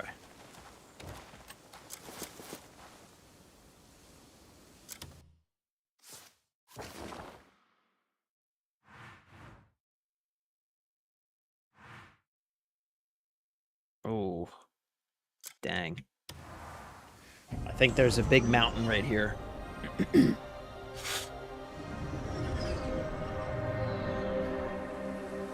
Yeah. Yeah, I knew it. There's a big mountain here.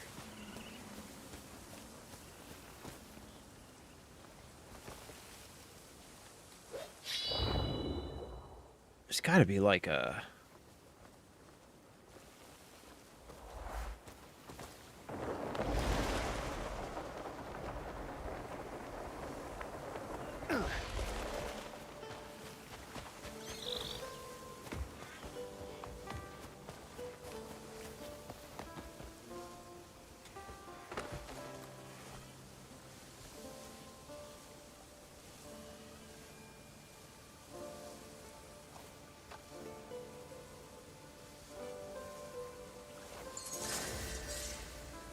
Knock back 10 enemies within 30 seconds with a longsword.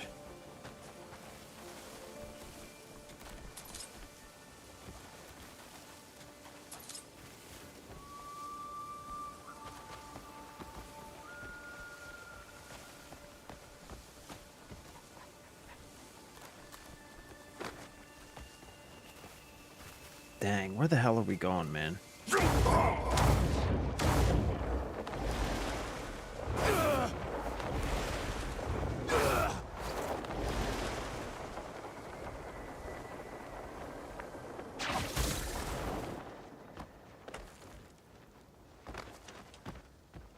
Whoa, bro.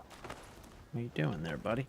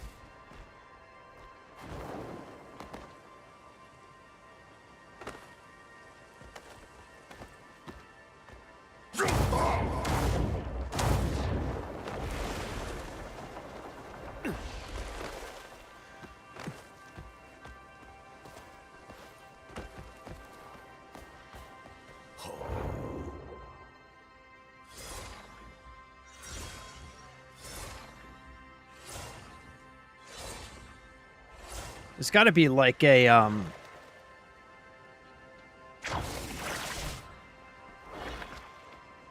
It's got to be a waypoint at the top of this mountain, right?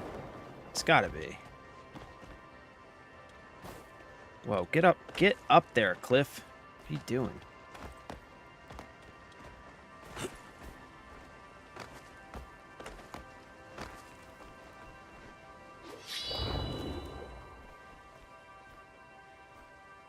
There's got to be a waypoint up here, you'd think. You know what I'm saying? Dang, look at that view, though. Oh, my goodness. Look at that. You can see the camp all the way over there.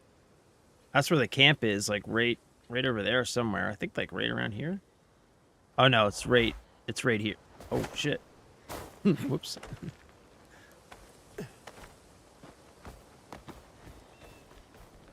Yeah, the camp is... Wait, is that the camp? Anyway, it's over there somewhere.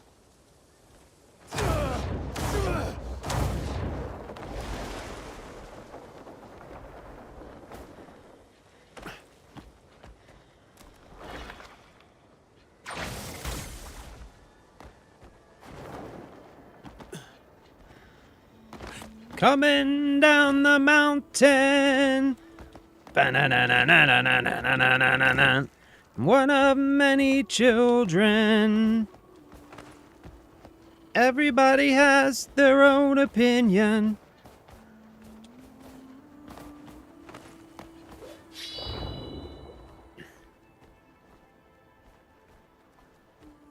Okay, there is no waypoint on top of this mountain. Oh, this is us right here. This is what we're looking for. Wait.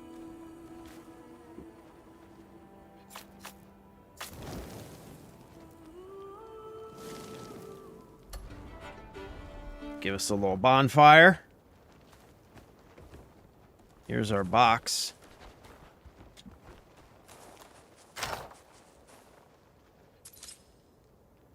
Second note acquired.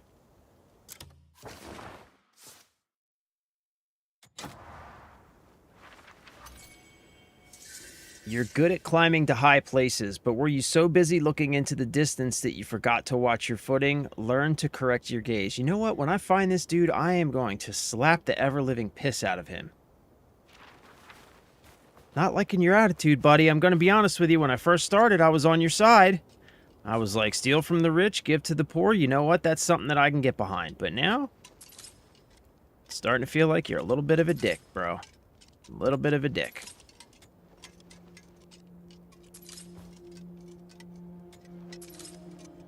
Taking all your salt.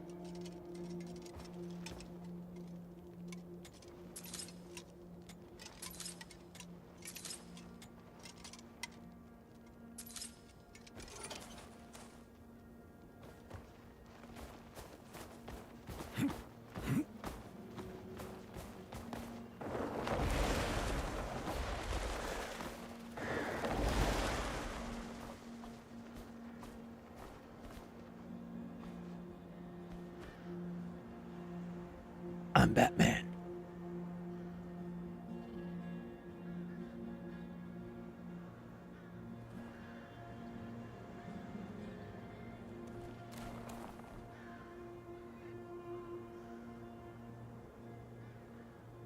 God damn, this game is beautiful, man. Oh my goodness. Just look at this world.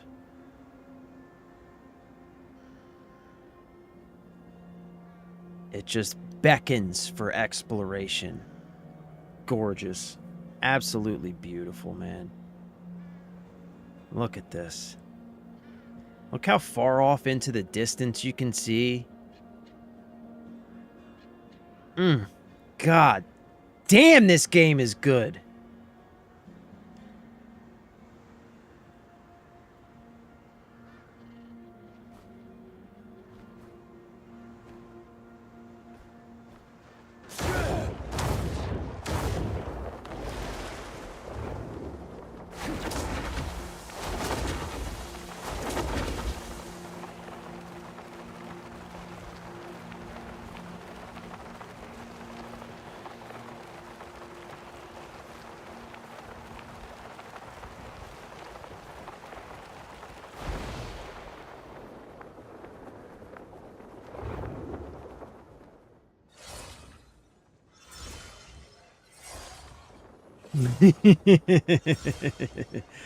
Only because I know I have my wings. It's not quite as nerve-wracking as the Sky World. You know what I'm saying?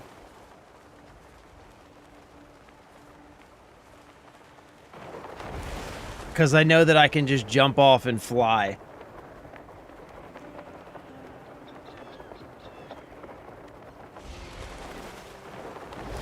The Sky World is what gets me, man. Sky World gives me sweaty palms for sure.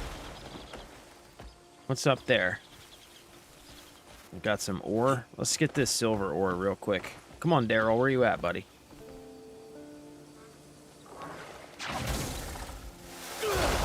Ooh, yeah.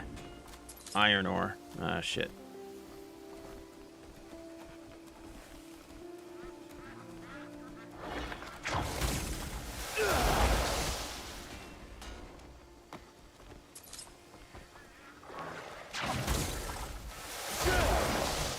Okay, I think that's it, right? I think that's it. Alright, where's this dude at? Right over there.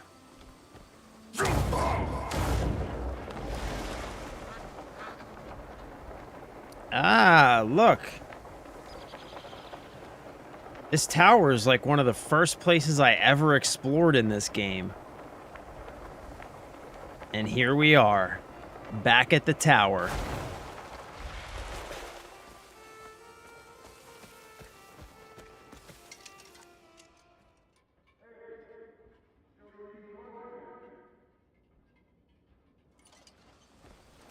Yep. This was one of the first places I ever came. Like, right after we got to Hernand, we came up to this tower.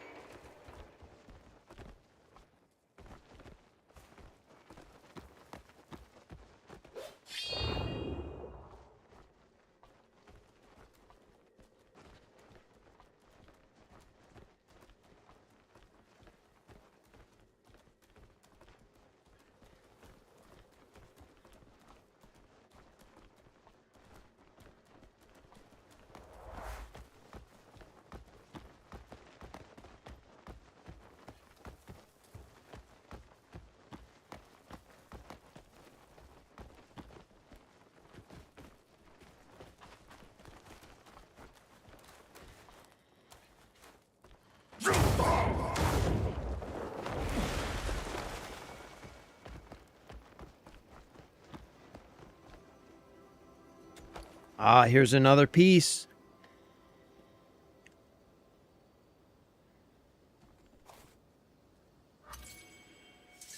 Here, black and white blend in harmony under the order of these lands. Okay.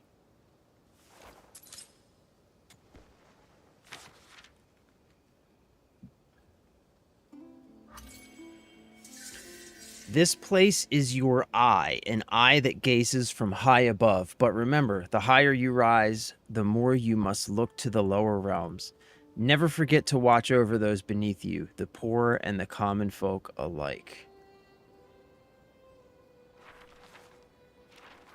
Okay, bro. I can get on board with that. Inspect the tower thoroughly. See that everything's repaired.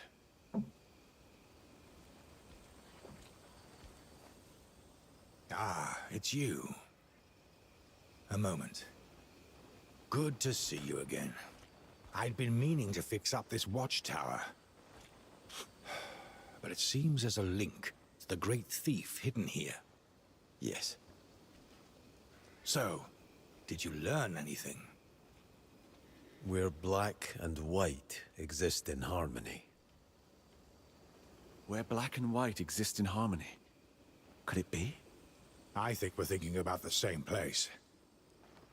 Follow the waterfall path to Duskwood, a place full of peculiar stones. The ground there is set in a grid, as if there's some hidden pattern to it. My thoughts exactly. The clue must point there. I'll sort things out here, see if that thief left any other clues.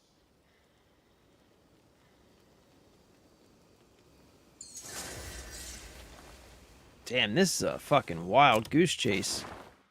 Excuse my language. This is a wild goose chase and a half, man.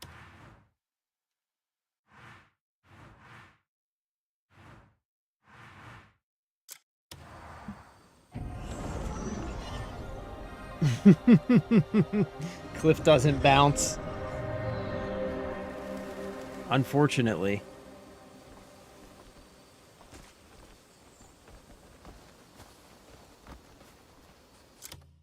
Alright, man. Where is this dude? Come on, buddy. Come on, fella.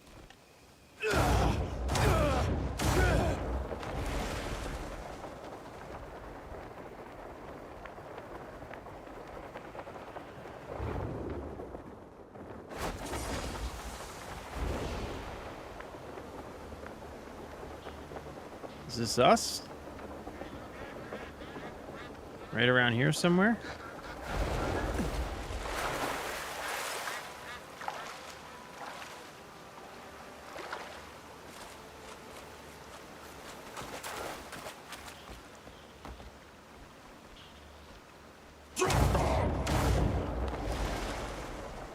Am I missing something? Oh, we gotta dig.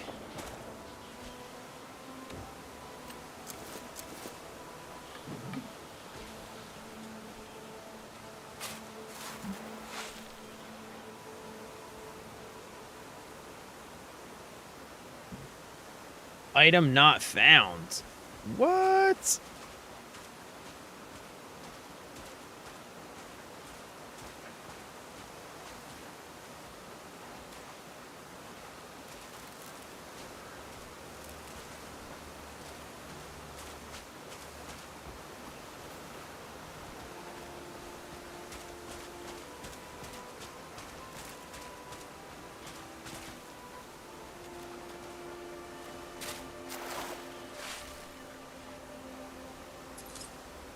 Thief's third note acquired.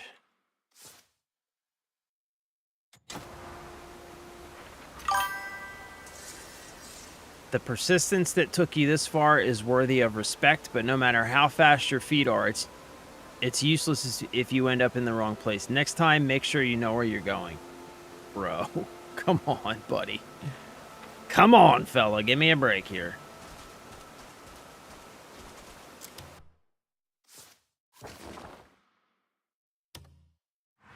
Oh my god. Oh my god. What a freaking wild goose chase this is.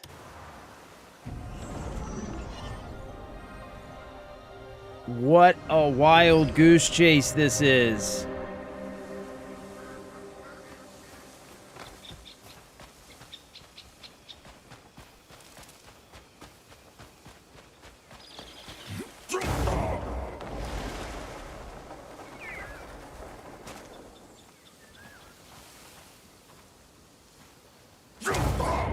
Ah, shit, hold on.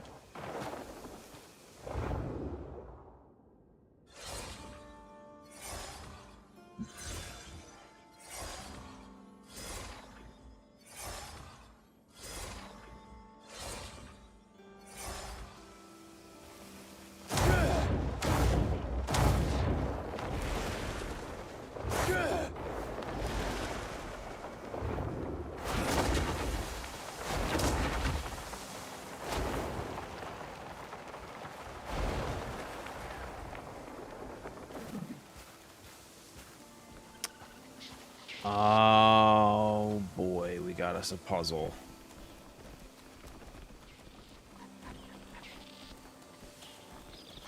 Oh dear.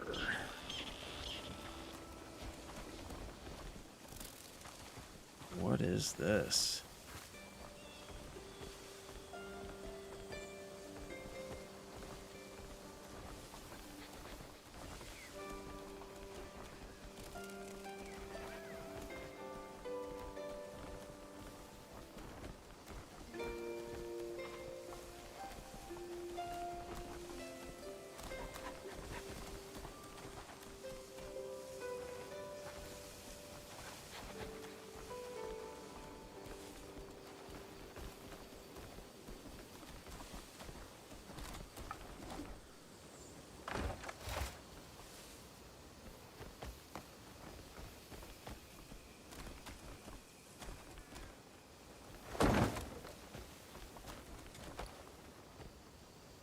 Another piece. Here, time stands still. Light can only be shared under the sun. Okay.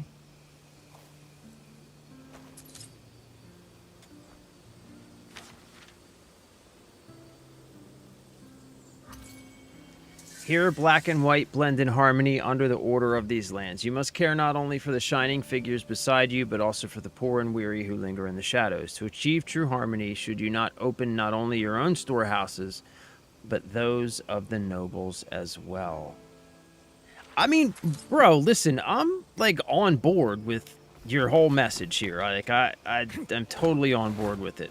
I really am, homie. But, you kind of got me running all over the place.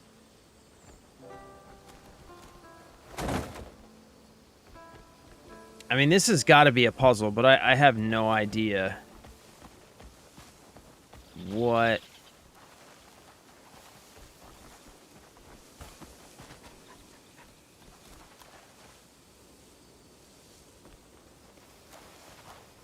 to do here. I think this is... Isn't this a game? I don't know how to play it, but isn't this a game?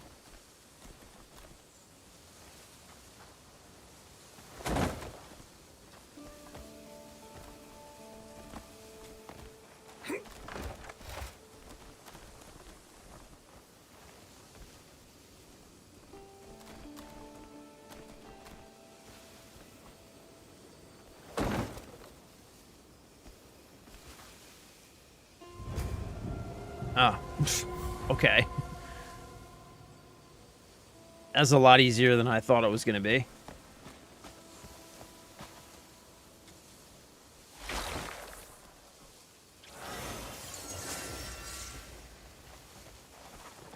All right, sweet. Got that.